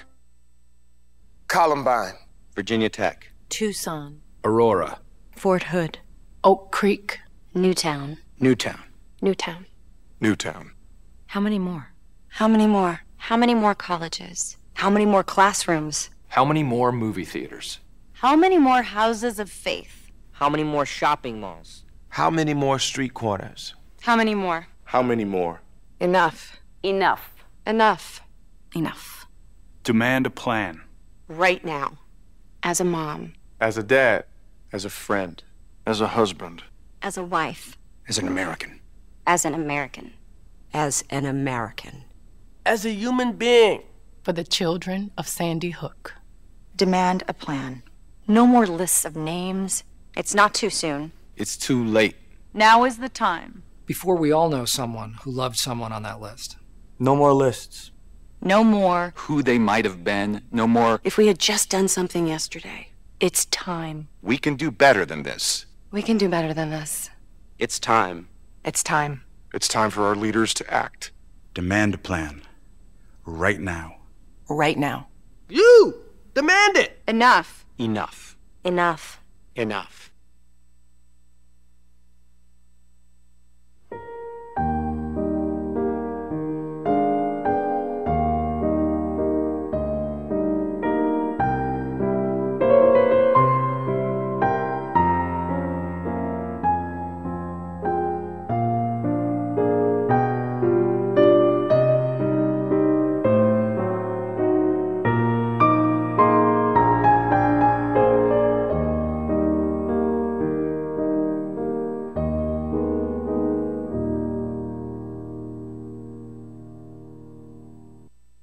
None of us would want to be told we can't marry the person we love. As Americans, we believe in freedom. That's what I fought for as a Marine, and that's what we believe in as Republicans. Freedom means freedom for everyone. I didn't used to understand the importance of same-sex marriage, but after learning my brother was gay, I wanted the same rights for him. He was the best man at my wedding, and I want to be the best man at his. It's only fair that Calvin should have the freedom to marry the person he loves, too. It's time for marriage.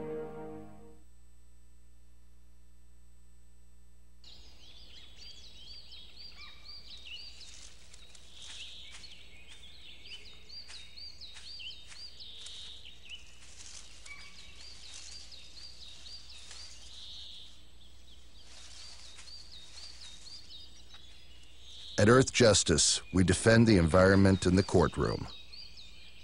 Join our fight. When you take a seat, you take a stand. Earth justice, because the Earth needs a good lawyer. So, I'm kind of new here, but I've noticed a trend. My human does this funny thing where she goes around and gets all my toys, and then she hides them in that basket by the door. But it's always the same basket, and it's always in the same place. And then she acts so surprised when I find them, but, she's putting them in the same basket. Again. It's like, hello, that's where you put it last time. You were the worst at hide and go seek.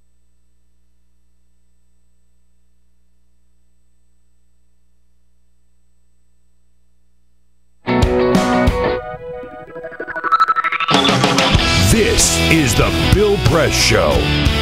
26 minutes after the hour, Bradley Beychok, the head of Media Matters for America, will be here in studio with us in the next hour. We've been talking with Dr. Michael Siegel from Boston University of Public Health about e-cigarettes. More and more of them out there. We're running into them and raising all kinds of questions at two levels. Should they be regulated as a tobacco product, which the FDA is considering? And then for us in our own private lives, do we want our friends to smoke them? We okay with people smoking them in bars and restaurants and places where you can't smoke cigarettes? Diane's calling from St. Louis, Missouri. Hi, Diane. Hi, how are you this morning? We're good, thank you. What do you think about these e-cigarettes? Well, it's sort of a new idea to me. I've never smoked, and I really don't have any desire to. My mother actually died of complications of smoking, and that was enough for me. Right. But I was just wondering, has there been any study or anything about people who have not yet smoked just directly taking these things up? Would that be a good or bad thing? I mean... that would have been a good question for the doctors no longer with us, but I think for the most part, the articles that I've read are talking about people who were smokers and then have gone to e-cigarettes. But if people feel a need for some, that kind of activity, an e-cigarette would be a better alternative. I've never heard of anybody that went straight to e-cigarettes. I could be wrong, but... Have you ever seen one, Diane? In the mall, they have, people standing around with them. That's the only place I've really seen them. Yeah, and I must say, I just, Diane, good to hear from you. Thanks for the call. My own feeling is I'm just uncomfortable with people smoking. Yeah. And maybe I'll get over it, but I'm uncomfortable with people smoking certainly real cigarettes or even e-cigarettes, at least in a restaurant. This I don't is like the it. Bill Press Show. This is my computer. This is your computer. Let's go on the internet. Let's go. Click it. Yes. Okay. I cursor in between the R and the E. Pressing dot. I want you to just push the area. She's gonna love me all over again. That's it. Jamaica, here you go. Here we go. Good job. Thank you. Thank you. And I did it by myself. Feel smarter. So, I'm kind of new here, but I've noticed a trend. My human does this funny thing where she goes around and gets all my toys, and then she hides them in that basket by the door. But it's always the same basket, and it's always in the same place. And then she acts so surprised when I find them, but, she's putting them in the same basket. Again. It's like, hello, that's where you put it last time. You were the worst at hide and go seek.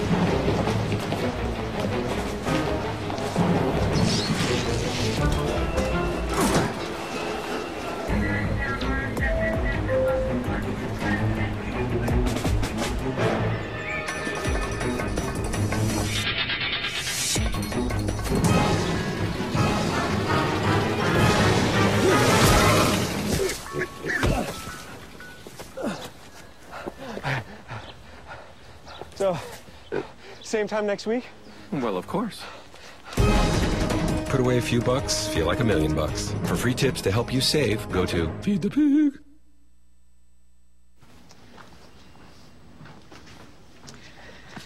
All right. I know this isn't any fun to talk about, but we should. Okay. So who's going to do what?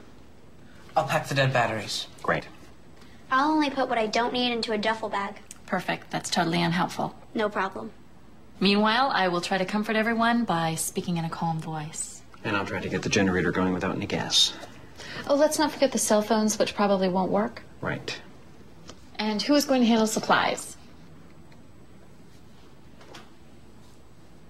I can forget to do a list for us. Thanks, pal.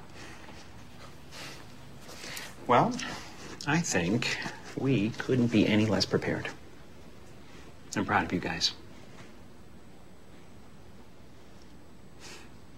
Talk to your kids about who to call, where to meet, what to pack. Visit ready.gov/kids for tips and information. Hey, thanks for stopping by. You know, I followed your character since the first episode. I'm a big fan. Big fan. Thank you. And listen, your storyline, it makes for incredible TV drama. Thing is, your drug use is very adult content. Too adult for the kids. So I'm gonna have to block you. Oh, man. Yeah. Well, have a good one. You're a nice lady.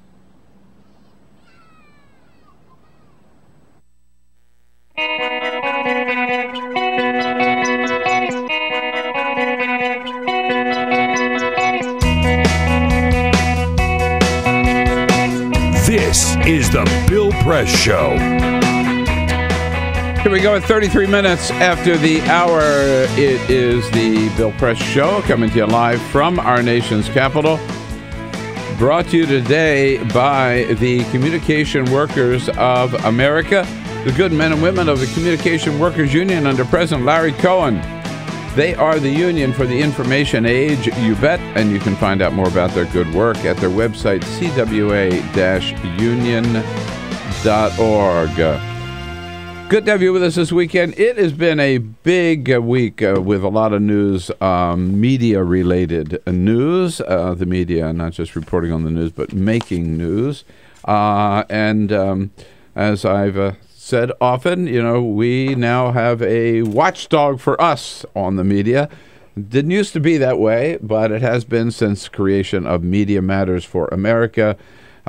President Bradley Beychok from Media Matters joining us in studio this morning. Hey, Bradley, nice to see you. Hey, how are you? All right, good to see you, and thanks for coming in, and thanks for all your good work as well. Let's start with Ted Nugent. I mean, let's. Yeah, right. I guess first of all, maybe the first question: why does anybody take him seriously? And but you've been all over the fact. I mean, this guy's a history of outrageous statements, right? He does. I mean, it goes back to, you know, his one of his most famous rallies in 2007, where he called Hillary Clinton, Barbara Boxer, many others, words that can't necessarily be repeated over the radio, but that he was very adamant about. You know, he's one of these fringe right-wing figures that you wonder when is their day sort of past. And he's someone that we would have thought would have ridden out into the sunset by now. But, you know, due to the sort of conservative nature of the Republican Party right now, he's still on the board at the NRA. He still writes for WorldNet Daily Online, a primary birther site. And he still is an ambassador for the Outdoor Channel, so it has some sort of public television or cable television role.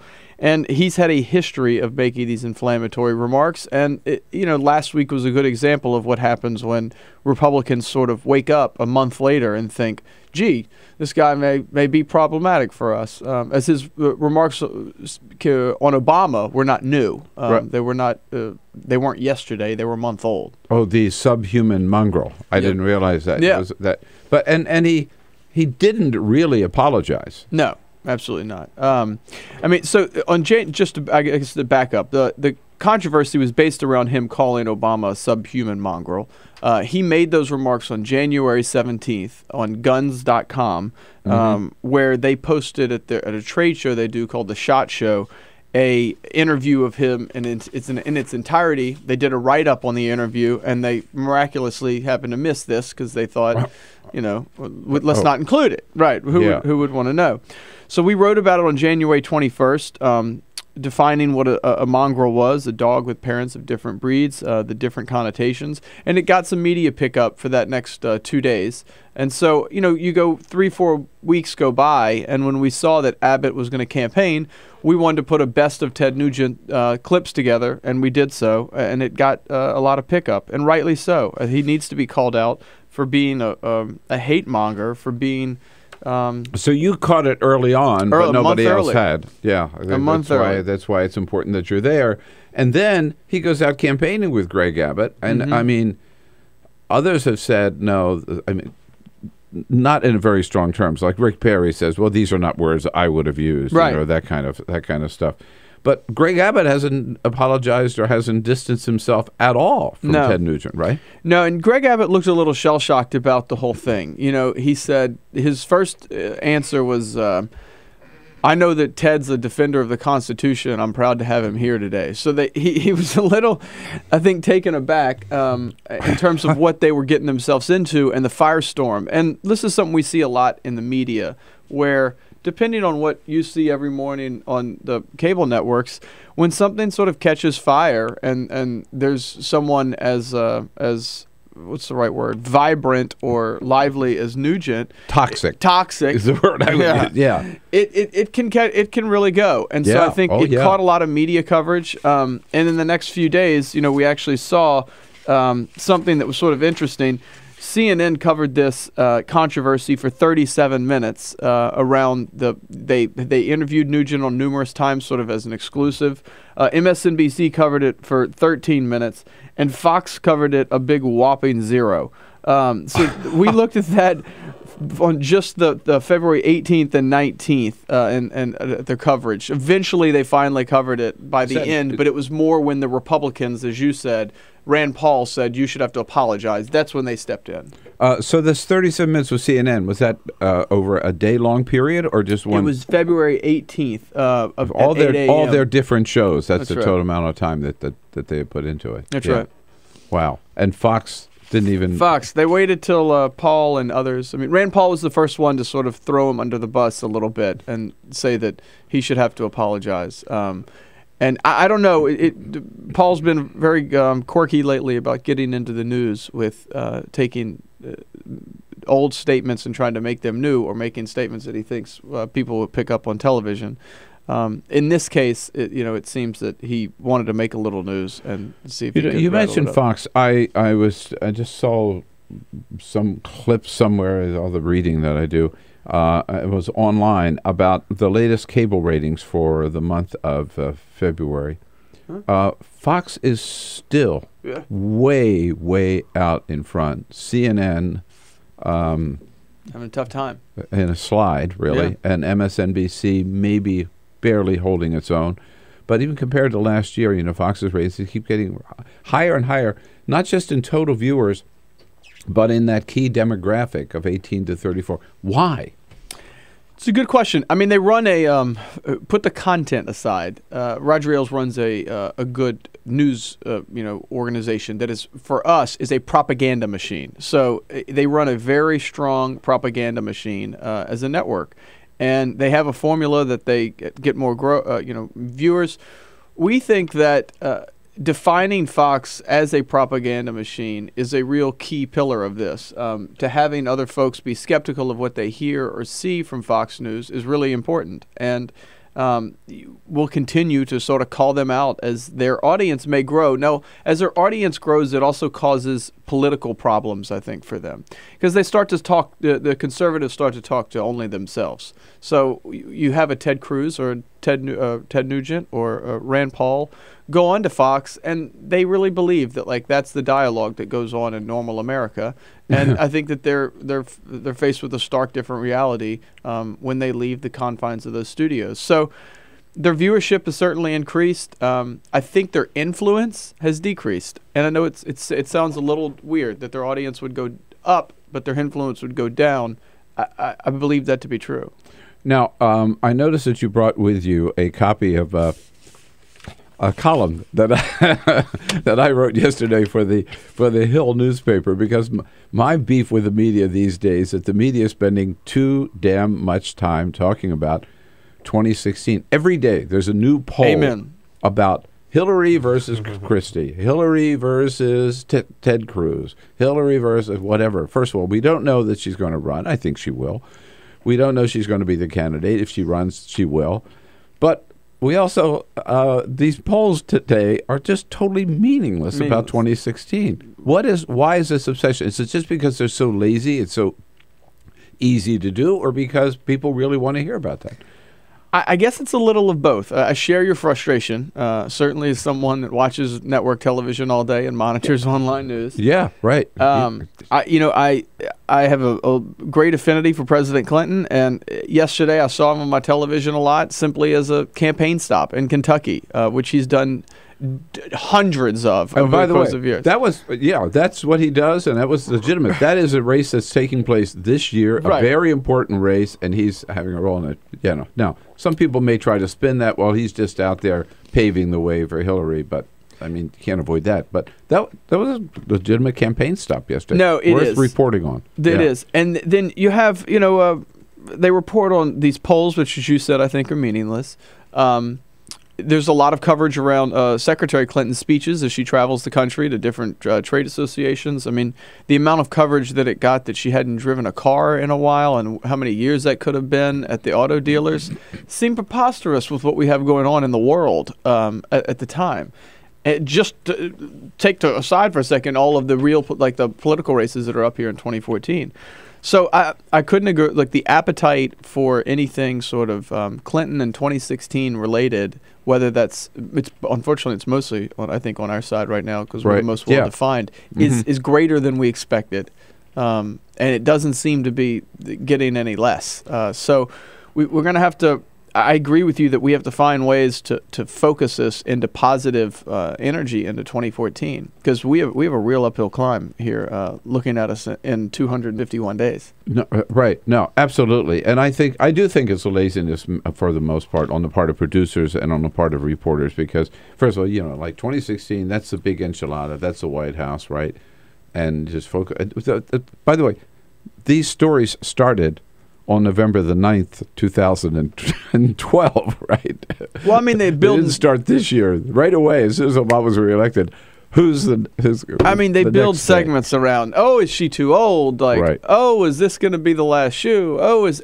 That's a really thing to build the segment around, and people are going to come, and you can get folks to come talk about it.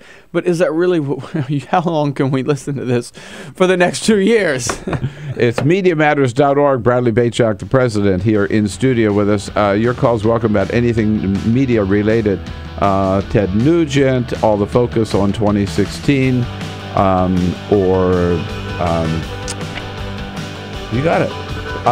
We'll come back here with Bradley Beychok here at 866-55-PRESS. This is the Bill Press Show.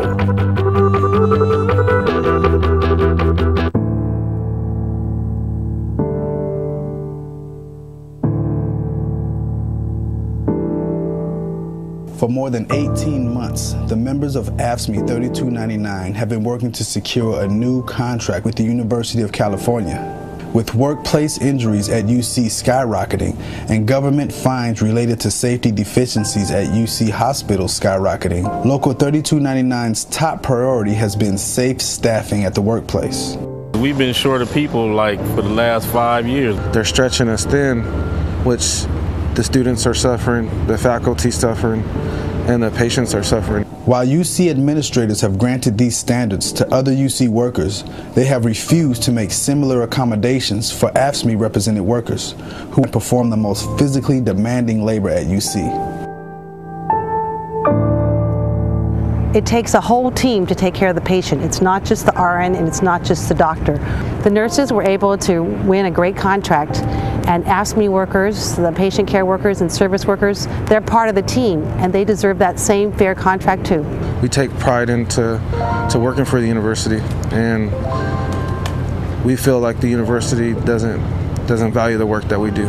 But the second-class treatment of AFSCME workers doesn't end at safety and staffing. On wages, benefits, and other issues, UC refuses to offer AFSCME 3299 members the same respect they afford their other workers.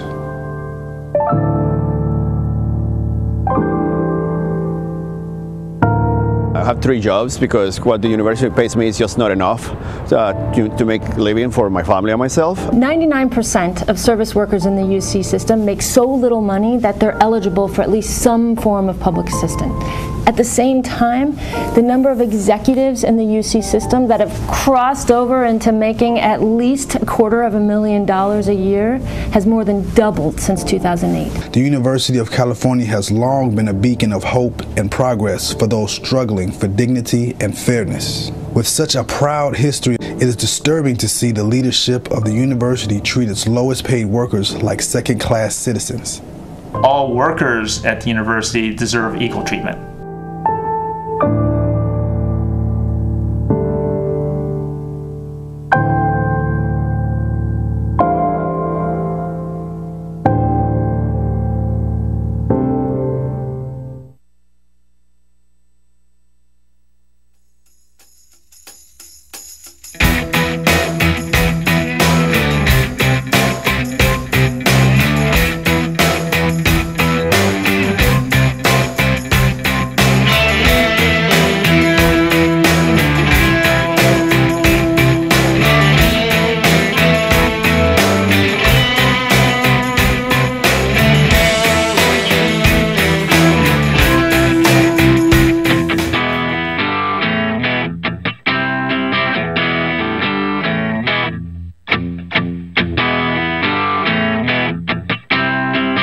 Seen on Free Speech TV and online on TawkrTV. This is the Bill Press Show.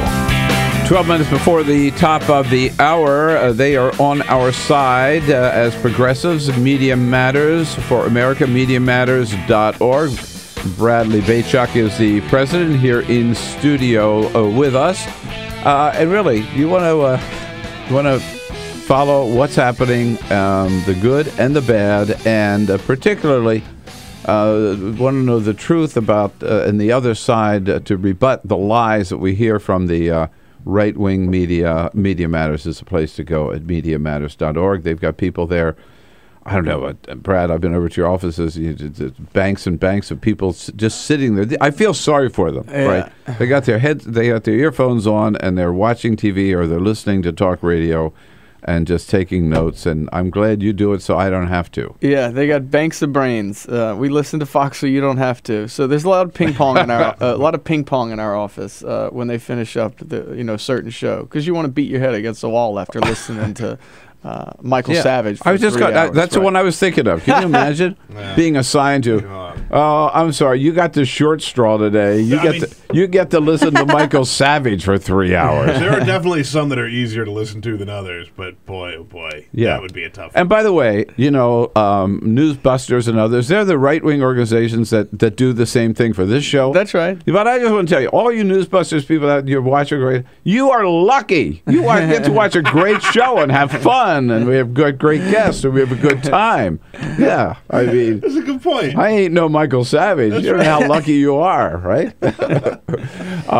Pat is calling from Beloit, Wisconsin. Hi, Pat. How are you? Hey, it's way below zero. That's how I am. Oh, yes. But the thing two things. One of the things is I believe it's sports, entertainment, and programming that brings the younger people in, because those they're pretty good at.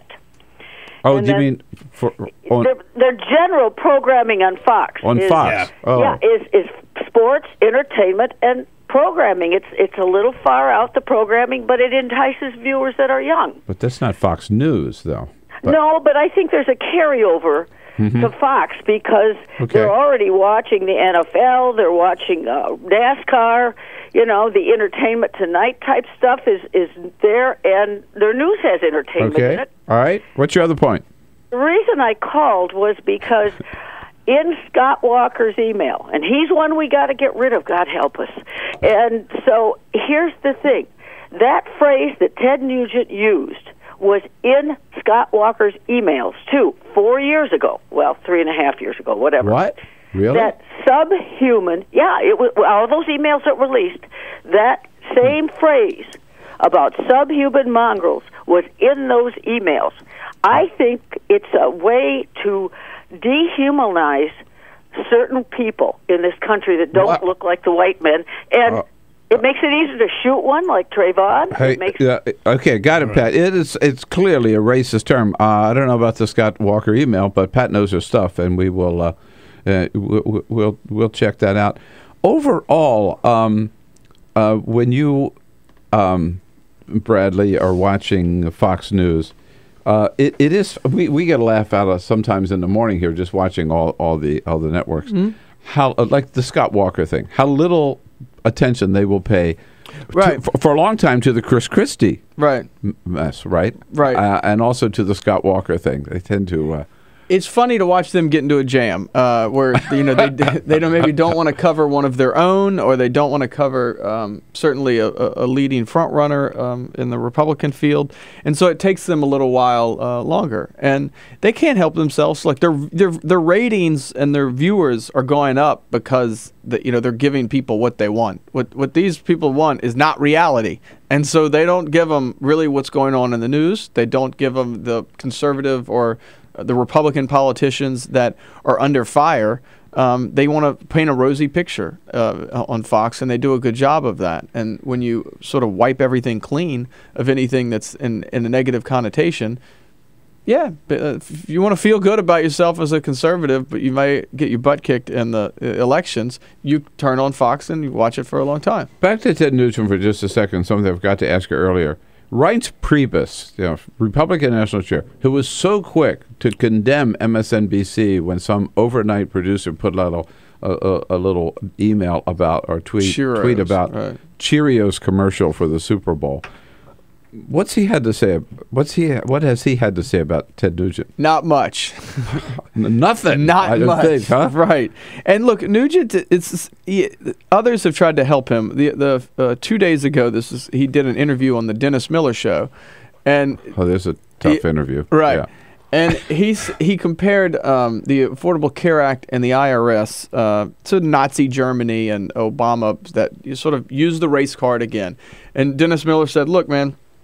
I think Obama is a toll booth operator, but what you're doing and making this analogy to Nazi Germany is like a million miles apart." And they got into a little tiff on it. So he won't stop. He's going to continue to sort of be the firebrand that he is. I think what we have to do as a media watchdog is ensure that when he goes to work for candidates, appears for candidates, Tom Tancredo, when he says, I'm close to Ted Cruz, I'm buddies with Scott Walker, we have to hold him accountable. Absolutely. Absolutely. I'm so glad you did so with Greg Abbott, too. Yeah, you really lit a fire under them and got it out in the rest of the media where it should have been early on. Yeah.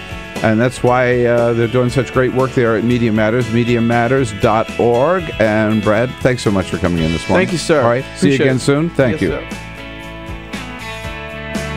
This is the Bill Press Show.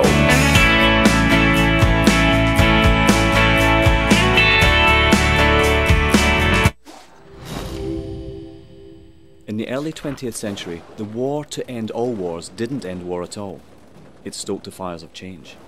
A traumatized world was ripe for change. The world was ready for modernism. Modernists wanted to forget history, or at least reinterpret it. More than just a style, modernism applied to virtually all forms of creative expression. Innovative artists like Picasso, Escher, Dali, they all started looking at their world differently. Other artists tried painting light itself. These were the Impressionists. Surrealists went a bit further. We had entered the age of the isms: Cubism, Symbolism, Futurism, Constructivism. All these new modern ways of looking at the world blew people away. When it came to architecture, modernists were intrigued by emerging technology. Concrete, glass and steel featured heavily in their buildings. Modernists believed that they could design a better society. Ornamental indulgence was considered a frivolous waste of effort. They thought function should always dictate form, and that mankind's intelligence, creativity and capability for radical thinking should be celebrated. Take the Russian inventor Georgy Krutikov. he suggested an idea for a city held aloft by electrical currents. This at a time when there was barely enough wattage to keep the lights on.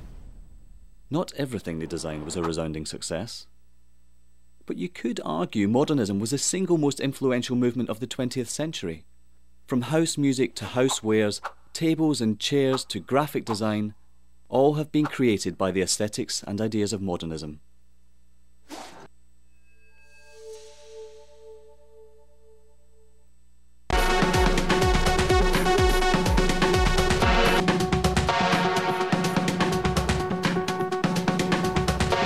Hey, 2 good hours so far, but we are just getting wound up for hour number 3 coming up. Oh, I'm going to lose you on Free Speech TV, so we encourage you to jump over to our video stream, TawkrTV, youtube.com/TawkrTV, TAWKR-TV.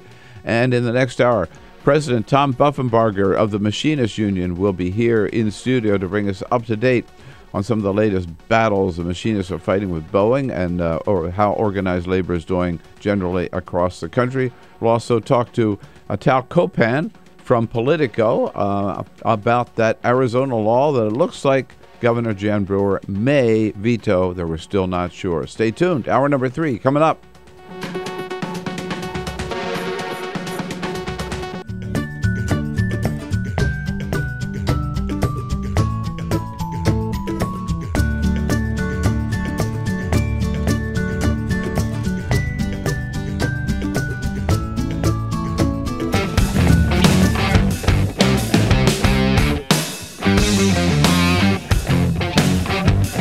This is the Bill Press Show.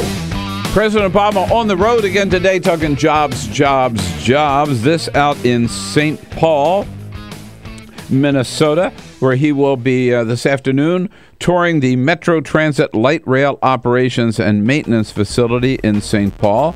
There at the Great Union Depot. I've been at that place. It's a great transportation hub in downtown St. Paul, delivering remarks there. And then back to the White House. He gets back to the White House tonight at about 6:25 p.m. as scheduled. And no briefing at the White House today. Josh Earnest will hold a gaggle with reporters on Air Force One. When we come back in the next hour, Tom Buffenbarger from the Machinists Union with us in studio. This is the Bill Press Show.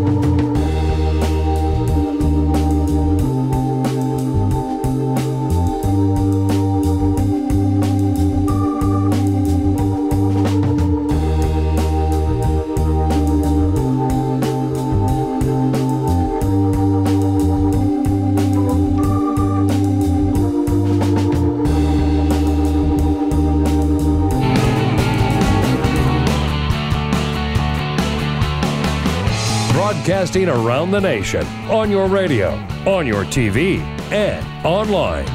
This is the Bill Press Show.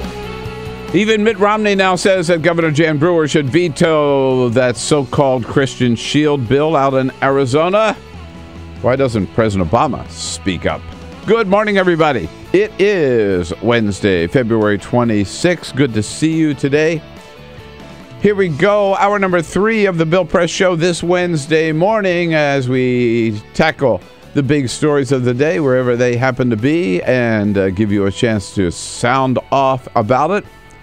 You know how to do so. Give us a call at 866-55-PRESS and join the conversation. We're coming to you live from our nation's capital. And there's a little activity here going on. Not so much. Congress is not doing much. The president is busy. And he goes off to St. Paul, Minnesota today, again, to talk jobs, particularly in the transportation sector, speaking at the Union Depot in downtown St. Paul today. We will bring you up to date on what's happening here, around the country, around the globe, and again, take your calls and your comments on Twitter at BP Show or on Facebook at facebook.com/Bill Press Show. You join the team, Peter Ogburn and Lisa Murphy. Hello.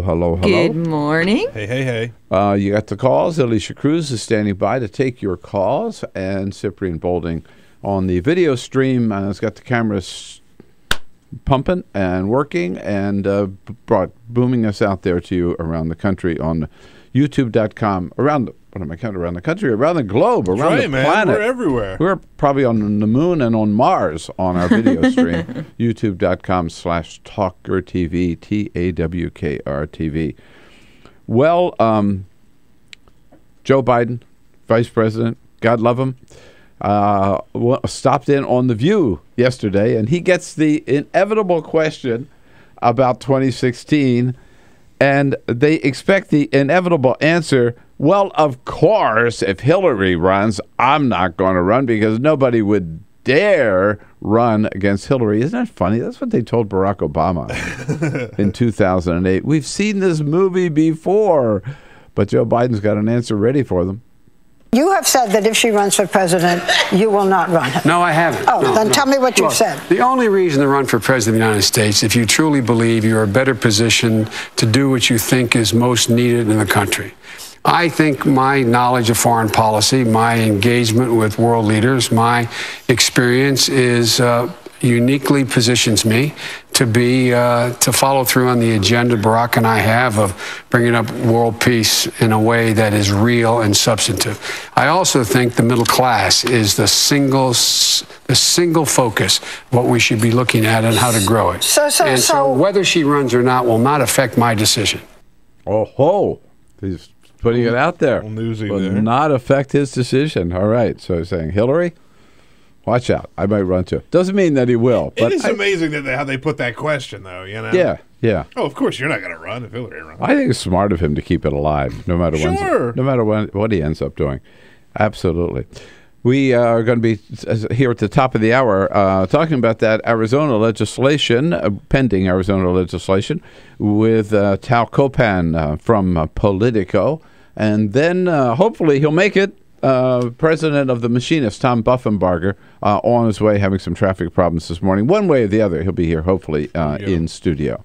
But first, before anything else, Peter's got the big stories of the day. Bill, I don't know if you noticed, but today, or these days, the beard, having a beard is sort of a status symbol. You know, it's sort of a hipster thing to have. It's also something that more and more people are growing a little. It's a little more mainstream to have. Well, some people have problems growing beards. There is a new fad. I have a problem.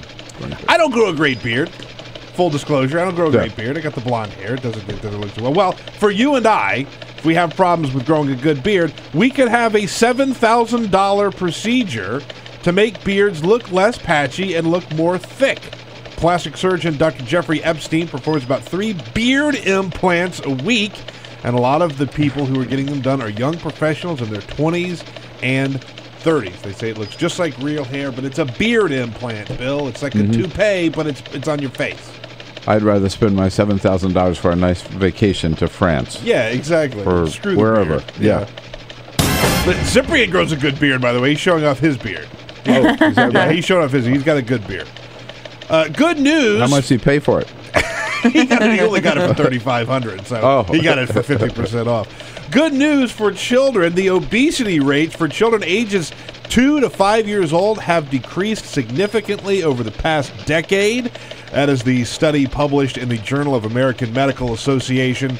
10 years ago, the obesity rate in this country was 13.9% for children between the ages of 2 to 5. Today, that has dropped all the way down to 8.4%. The reason this is such a big deal is doctors say that by the time that you're 5 years old, you have established a lot of your eating habits and that it has a big impact on how you eat for the rest of your life. So that is very good news.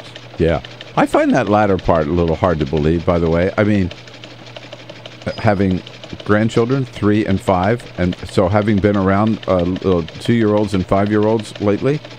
I don't disagree with that. I don't think their eating habits, I hope their eating habits at that age do not reflect the way they're going to eat or what they're going to eat when they're older. I don't disagree with that at all. I think you're making a good point.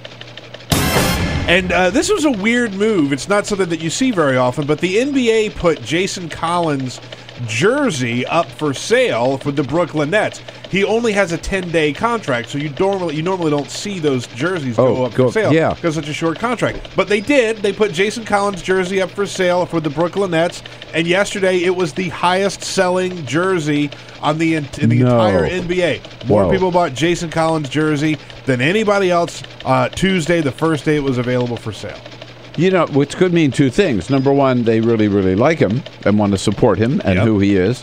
But also, they might think he's not going to be around that long. It could be a collector's and so, item. therefore, it could be a collector's item. It should be noted that his number is number 98, and he said before that he wears number 98 in honor of Matthew Shepard, who was murdered in the anti-gay hate crime in 1998. So you can get a Jason Collins Brooklyn Nets number 98 jersey right now. But you say he only has a 10-day contract? A 10-day contract. Really? Is that? They do that a lot sometimes with free agents and guys that aren't playing. It's almost like a tryout. You know, we give you 10 days. If you prove that you're worthwhile, we'll keep you for a longer contract. So, LeBron James isn't going to get a 10-day contract with anybody. No, He's already proved himself. Jason Collins has a little bit more to prove. Got it. All right, here we go. 13 minutes after the hour. Yes, indeed, the clock is ticking in Arizona, and more politicians speaking out against SB 1062, the so-called Religious Freedom Restoration Act. Kopan is breaking news reporter for Politico, joining us on our news line this morning. Hey, Tal, good to have you with us. Hi, thanks for having me. So, how much time does the governor have to make up her mind, and what's it look like? She has until the end of the week. So the deal is, if once the bill hits her desk after the legislature passes it and it's delivered to her for a signature, she has 5 days. So the bill passed last week. It was delivered early this week. Now, if she doesn't sign it in 5 days, it still will become law automatically. So her options are, right now, she can veto it, she can sign it immediately, or she can do nothing and it'll just become law. And has she indicated which way she's going to go? She's been very cagey on the subject. She has not indicated how she's going to go. She did an interview with CNN in which she said simply she would do the right thing for Arizona, and it's not clear what she believes that to be. And, you know, as you teased at the top of the show, this is a subject she's getting a lot of pressure on, even from national members of her own party, urging her to veto it, despite the fact that her state's legislature passed it. So she's under a lot of scrutiny and a lot of pressure on it. And a lot of the pressure is coming from the politicians. You're right. John McCain and Jeff Flake, U.S. senators from Arizona, have both said she should veto it. So is Mitt Romney, the last Republican presidential candidate. And so have 3 Republican senators, state senators, who actually voted for the bill, have now said they changed their mind and they want her to veto the bill. But also, Tal, a lot of support from the business community, Delta Airlines, American Airlines, Apple, Marriott Hotels, all telling her this is going to be bad for business, right? Absolutely. You know, even the NFL has gotten involved in this. Arizona is set to host the Super Bowl in 2015, and Governor Jack Markell of Delaware went on the air and said that the Super Bowl should be pulled if this bill passes, and the NFL has said not that they're going to do it, but that they are keeping an eye on the issue. You know, a lot of these national companies are very concerned about, you know, Apple is set to build a big expansion in Arizona, and they don't want their name associated necessarily with this bill. And, you know, my colleague James Hellman wrote a great piece last night about why the National Republican Party is worried about this. In some ways, people are concerned that this will only become a wedge issue if the bill becomes law. If it goes away, then no one has to worry about it. So a lot of people are just concerned that the longer this controversy continues, the more that businesses just don't want to be associated with it just because it is so controversial. Well, I was going to ask you about that timing. I mean, so the governor has not said yet what she's going to do. But why didn't she speak out while this bill was making its way through the legislature? Just saying, you know, look, this is wrong, and if the legislature passes it, I'm going to veto it. It seems to me this is not a complicated issue, right? It's interesting, you know. It's one of those things that perhaps, you know, we in the media might be to blame a little bit, but it's flared up just as the legislature has passed the bill. I don't know if there was an expectation that perhaps it wouldn't pass. I don't know if she was just taking a wait and see. I mean, since the bill has passed, as you said, it would be very easy for her to take a stand either way at any point in this debate, and she hasn't done so. She seems to be trying to read the tea leaves or read the wind and figure out what she's supposed to do. She hasn't wanted to go on record on this and touch it, so we'll have to wait and see what she ultimately decides. You know, she was in D.C. over the weekend for the national governors meeting. She just returned to Arizona. She said she wants to read the bill. She made a comment that she doesn't want to make this on a gut decision. She really wants to decide what's best for Arizona. She's definitely taking her time before she commits to anything on this. And this is the same governor who signed the immigration, the voter. It wasn't a voter ID, but the bill I'm talking about the controversial immigration bill that had to do with the way illegal immigrants or just immigrants could be handled in Arizona and the way police could stop people and ask them certain questions. Yes, this model controversial bill came from Arizona, which was struck down as unconstitutional eventually, but she signed it. So it's not. I guess. The point I'm making is it's not as wrong as I think this legislation is, and obviously I'm not alone in that. It's not impossible that she could sign this legislation. Certainly, and, you know, as you mentioned again at the top of the show, this is not being caged. You know, everyone's discussing it as an anti-gay bill, and the controversy is that the bill is designed to allow businesses to refuse service to gay customers, but it's presented as a religious freedom bill, and so the idea is that business owners can refuse service based on religious reasons. So there is an argument that people who support the bill can make and say, no, this isn't about discrimination, this is about religious freedom. And once you sort of get into that debate, it changes things. You sort of have ground to stand on, as opposed to just saying no. It's about targeting gay people. So it's possible that she could try to take that tack and try to present it as a religious freedom bill. And you know, we wrote about this morning on Politico. There are other states that are considering very similar bills, so it's not impossible that it could pass. But the National Party is extremely concerned with what might happen in Arizona. They don't necessarily want this to be another thing hanging over their head nationally to try to defend. And finally, we have raised this issue a couple of times at the White House briefings, and so far, the White House, President Obama, has not taken a stand. I mean, he keeps saying he certainly supports gay rights. He thinks the concept of denying service to anybody for any reason is wrong, but he has not said she should veto the bill, or has not condemned the bill, or not called on her to veto the bill, as have John McCain and Jeff Flake and Mitt Romney. You know, how do you figure out what the White House is up to? The silence of the White House on this.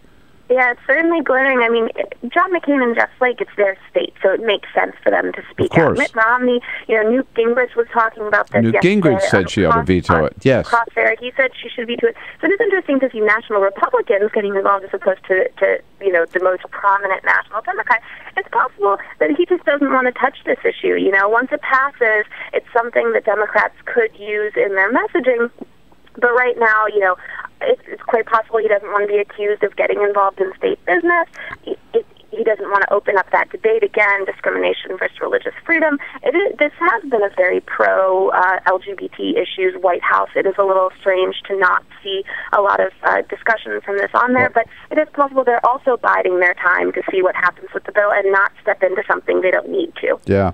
I don't know. I just think they're making a mistake, because when I believe it will go down, and when it does go down one way or the other, the White House won't be able to take any credit for it. They haven't taken a stand.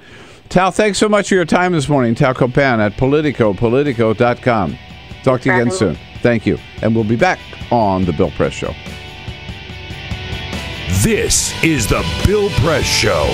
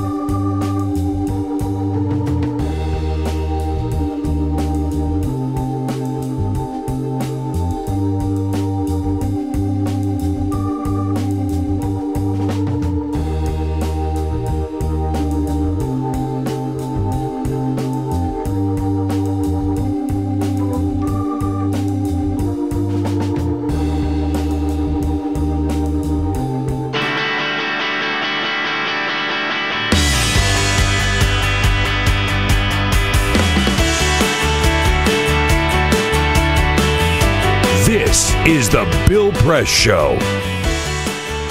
Tom Buffenbarger, president of the Machinists Union, in our next segment here on this Wednesday edition of the Bill Press Show. And clock ticking again in Arizona with this so-called Religious Freedom Restoration Act, which is kind of, I think, boomeranging on the state so far on the state of Arizona, and will do so big time if Governor Jan Brewer signs that legislation. Lance is calling from out in Newport Beach, California. Hey, Lance, what do you say? Hi, Bill. Hey, you know, the president's making no remark because of his God and guns comment way back when. If he were to say anything, the right would just say he's bigoted against religious people. Well, they may say that, Lance, but, you know, don't you think this, I mean, I really think this is a time for the president to show some leadership on this issue. I mean, he has, look, he's the first president to recognize same-sex marriage, so you got to give him credit for that. He ended Don't Ask, Don't Tell. He's got a good record so far, but on this one, I mean, if Mitt Romney and John McCain and Jeff Flake are willing, and Newt Gingrich are willing to say she should veto this legislation, it shouldn't be hard for President Obama to say, me too, right? Bill, there's no percentage in it. It's just like Nixon was the one that could open China. The president can't weigh in on it because of the preconception that he's biased against Christians in particular. They're going to say that anyhow. They're going to say that anyhow, Lance. I think you're letting him off the hook too easily on this thing. Look, it's a time for leadership. This is a time for leadership, and I don't care what the polls say. It is again. I don't see this as complicated. It is wrong to discriminate as an American, as one who believes in the Constitution, and one who believes in equal rights for all Americans, for all people. It is doubly wrong to discriminate as a Christian. And that's what's most offensive about this bill, the Religious Freedom Restoration Act. They're calling it the Christian Shield. I mean, remember, it wasn't that long ago, 100 years ago, that people in this country were using the Bible to justify their discrimination against blacks in this country. I mean, so for any reason, it's just wrong. And President Obama, of all people, it seems to me, should say, of course this is wrong. Of course she ought to veto it. I'd veto it, and she should too. Why not? This is the Bill Press Show.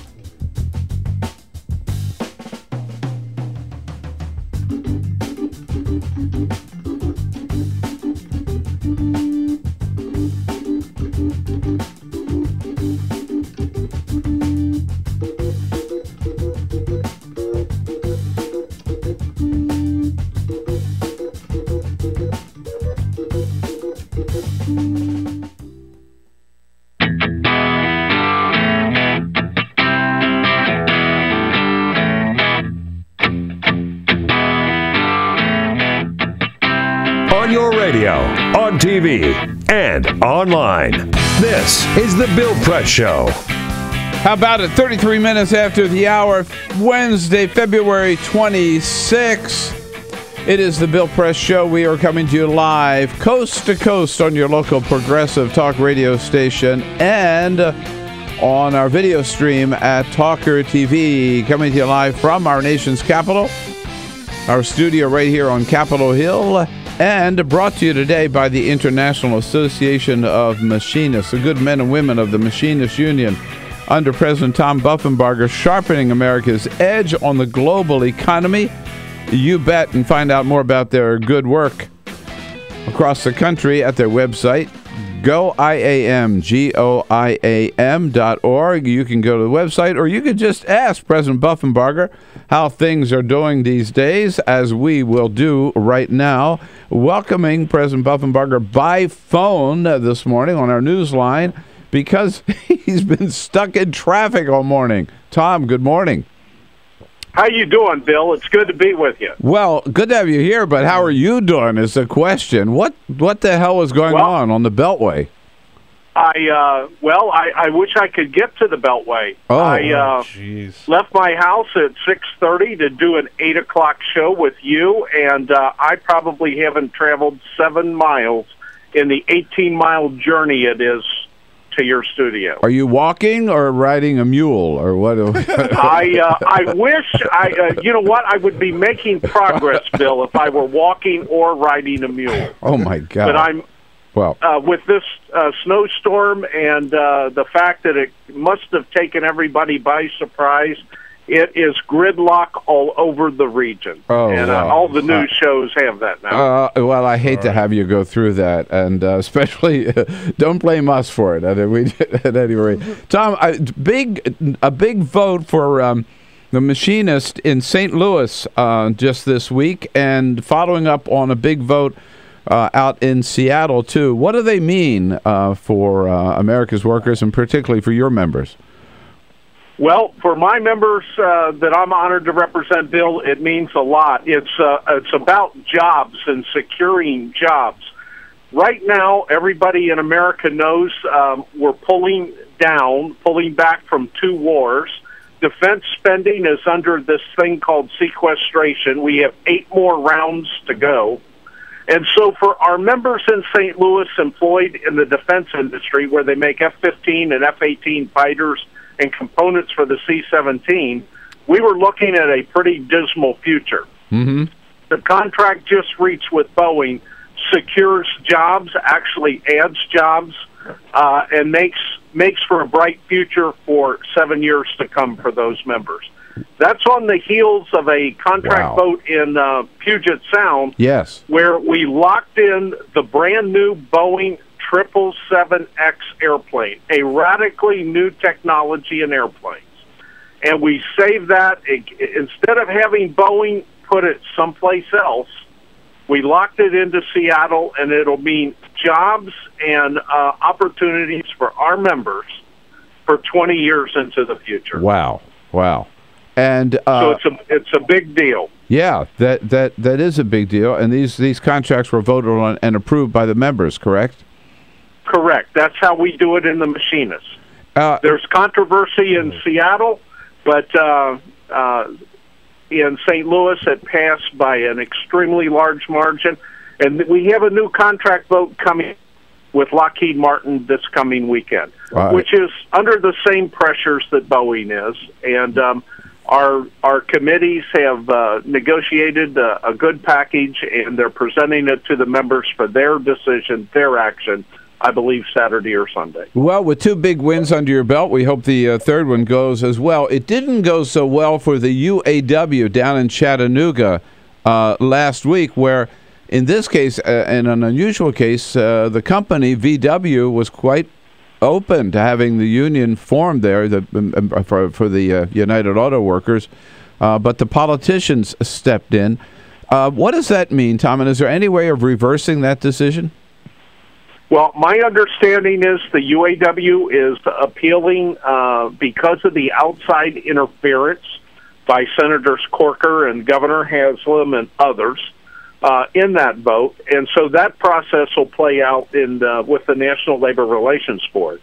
But it is appalling to see what our lawmakers did to impose and involve themselves in what is to be a free and unfettered decision by workers.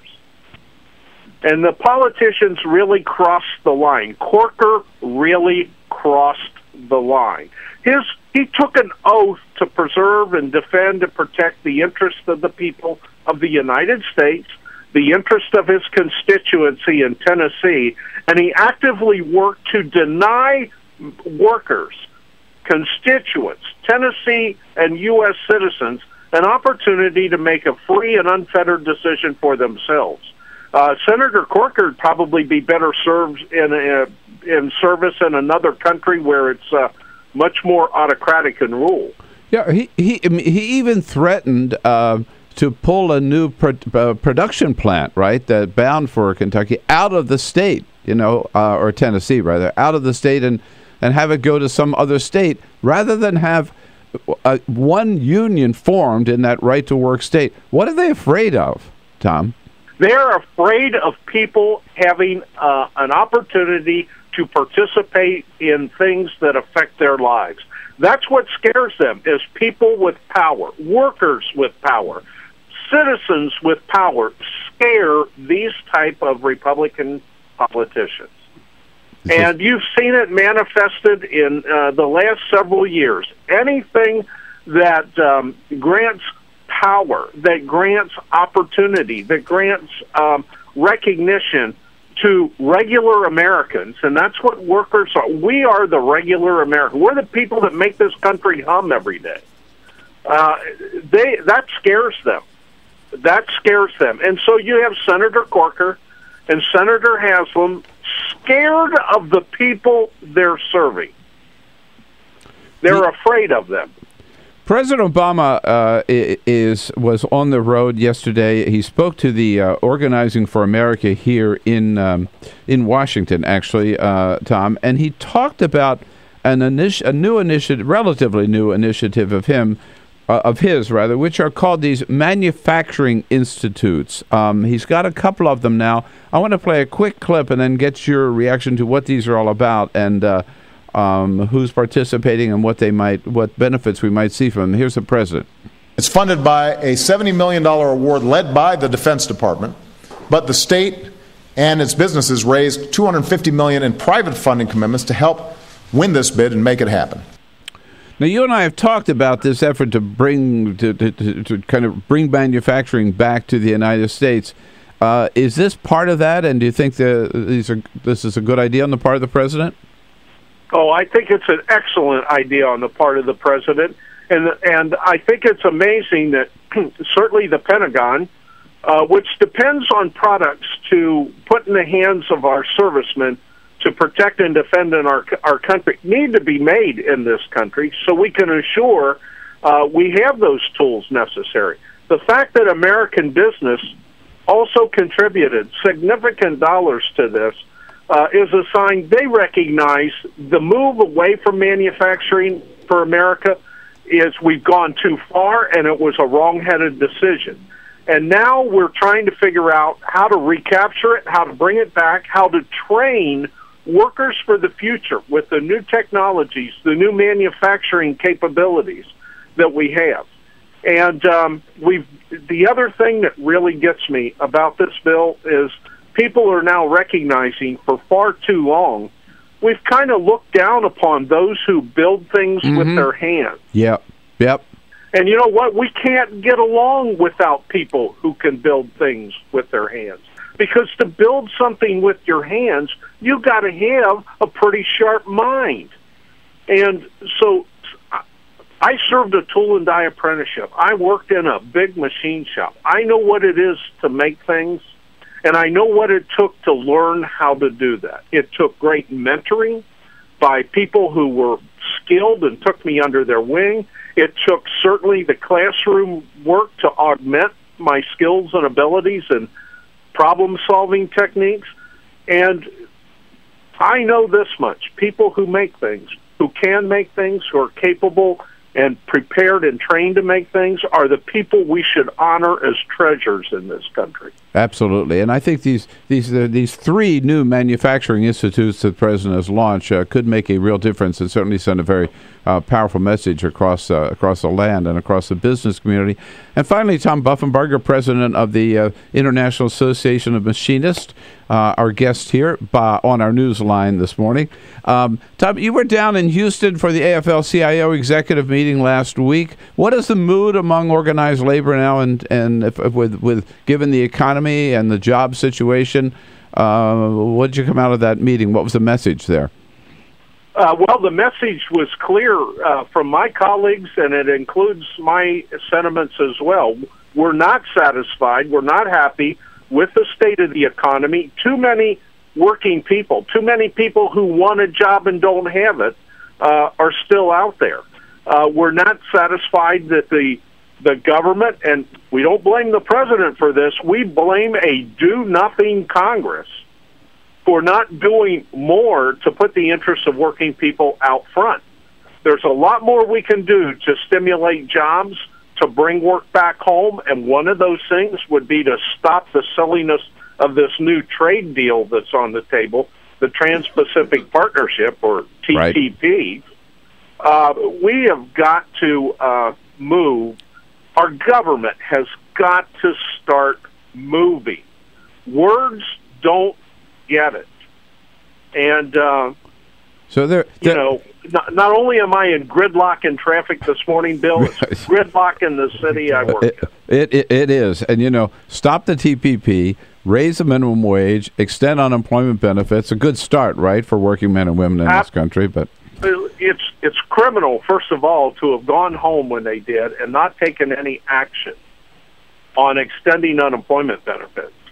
It's criminal to say people don't deserve a raise, and we're fighting about now the richest Americans, this wage disparity, the wage gap we have.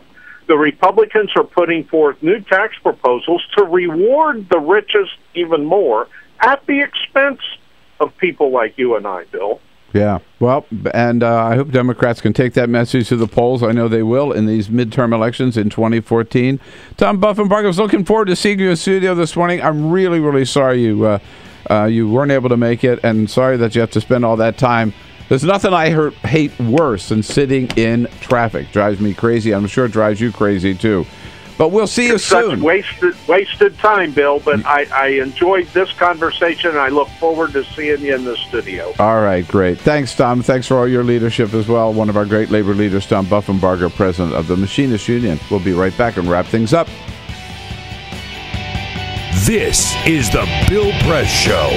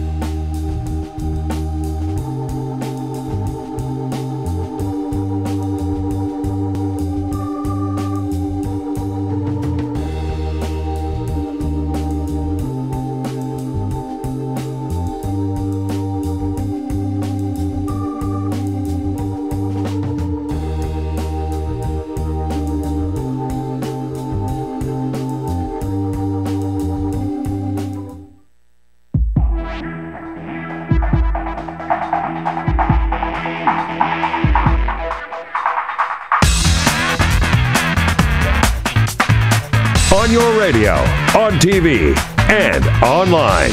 This is The Bill Press Show.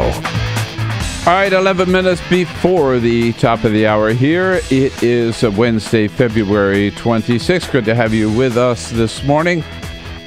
Senator President Tom Buffenbarger of the Machinists Union joining us by phone from his car stuck in traffic outside of Washington, talking about the job situation in this country. President Obama is going to be talking about jobs again today out in St. Paul, Minnesota at the Union Depot there, and launching a new initiative on highway safety and highway reconstruction, which another step he's taking by executive order because the Congress is gridlocked on so many other issues and just not willing to get things done. Arthur joins us from Chicago and the great WCPT. Hello, Arthur. Good morning. Good morning. Thank you for taking my call. Yes, sir. I'd like to speak to the union man. Now, let me tell you something. I'm in the most industrial part of the country. We are dead, dead, because of restrictions, because of the EPA. We had United States Steel. We had Minnesota Mining. We had, and I'm a mechanical engineer, by the way, and we produced drill presses. And from these drill presses, we had bearings. We had people from Machinists. They're gone. You know why? EPA. Everything came down because of the pollution. Now, there's common sense. Now, when did this happen? When did this happen, Arthur? There's common sense pollution, and there is stupidity pollution. You know what? Thank you, Arthur, for the call. I think there is also common sense comments, and there are stupid comments. You can't blame the EPA for shutting down the manufacturing plants in this country. I mean, EPA, first of all, wasn't around that long when the decline started. But also, look, it's possible that this is just so much wrong with what you said. Number one, the jobs that are being lost are jobs that are being moved overseas by American corporations, and they're getting tax credits for doing so. That's the loss of the jobs. Just look at your facts, Arthur. Number two, you can have good manufacturing in this country, good plants in this country, a good economy in this country, and a clean environment at the same time. There is no contrast between the two. You don't have to allow people to pump their poison into the air, to pump the poison into the waterways in order to have a robust economy. That is just wrong. It has been proven wrong. And so wake up and smell the coffee there, Arthur. Finally, just gotta say, and take a little maybe pat on the back here as part of the White House press corps, but it's worth noting. For those of you who didn't join us earlier in the show, last night, we celebrated the 100th anniversary. It was February 25, 1914, that the White House Correspondents Association was created because the reporters who were covering the White House thought it was important to have a sort of set of rules regarding how much access reporters might have to the White House and what rules we sort of operated under. And was very interested. It was a little party last night, and a couple of historians talking about how reporters have covered the White House. And what's very interesting to me was that some of the same issues that they were talking about in 1914 mainly access to the president. It's the same number one issue that we talk about today every time we meet as a group of White House correspondents. And so, as the French say, the more things change, the more they stay the same. But we'll continue on the case, and I'll be back with today's parting shot. This is the Bill Press Show.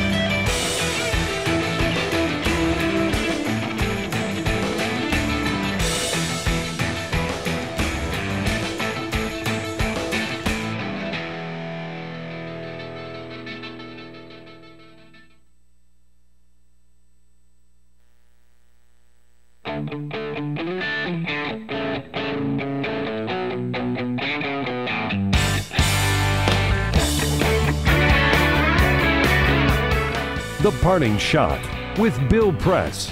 This is the Bill Press Show. And on this Wednesday, February 26th, my parting shot for today, well, President Obama and John Boehner met in the Oval Office yesterday to talk immigration reform. But unless Boehner's willing to buck his Tea Party again, which he's not, it's pretty clear there will be no immigration reform legislation this year. But there is something President Obama can do, and he should do. He can stop, by executive order, the wholesale deportation of undocumented workers under his administration.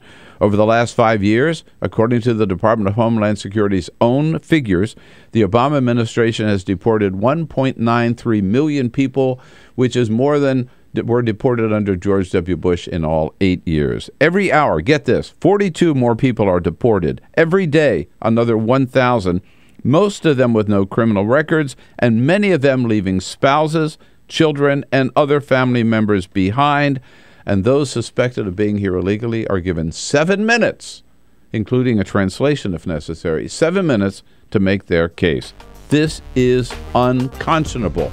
You know, in his State of the Union, President Obama promised that he was willing to use his phone and his pen to act where Congress fails to act. Well, he ought to pick up his pen and sign an executive order ending wholesale deportations. Outrageous that this is still going on. Hey, that does it for today, folks. Thanks for being with us. We'll have another great show ready for you tomorrow morning. So out and have a good day. Come back and see us again right here tomorrow morning. This is the Bill Press Show.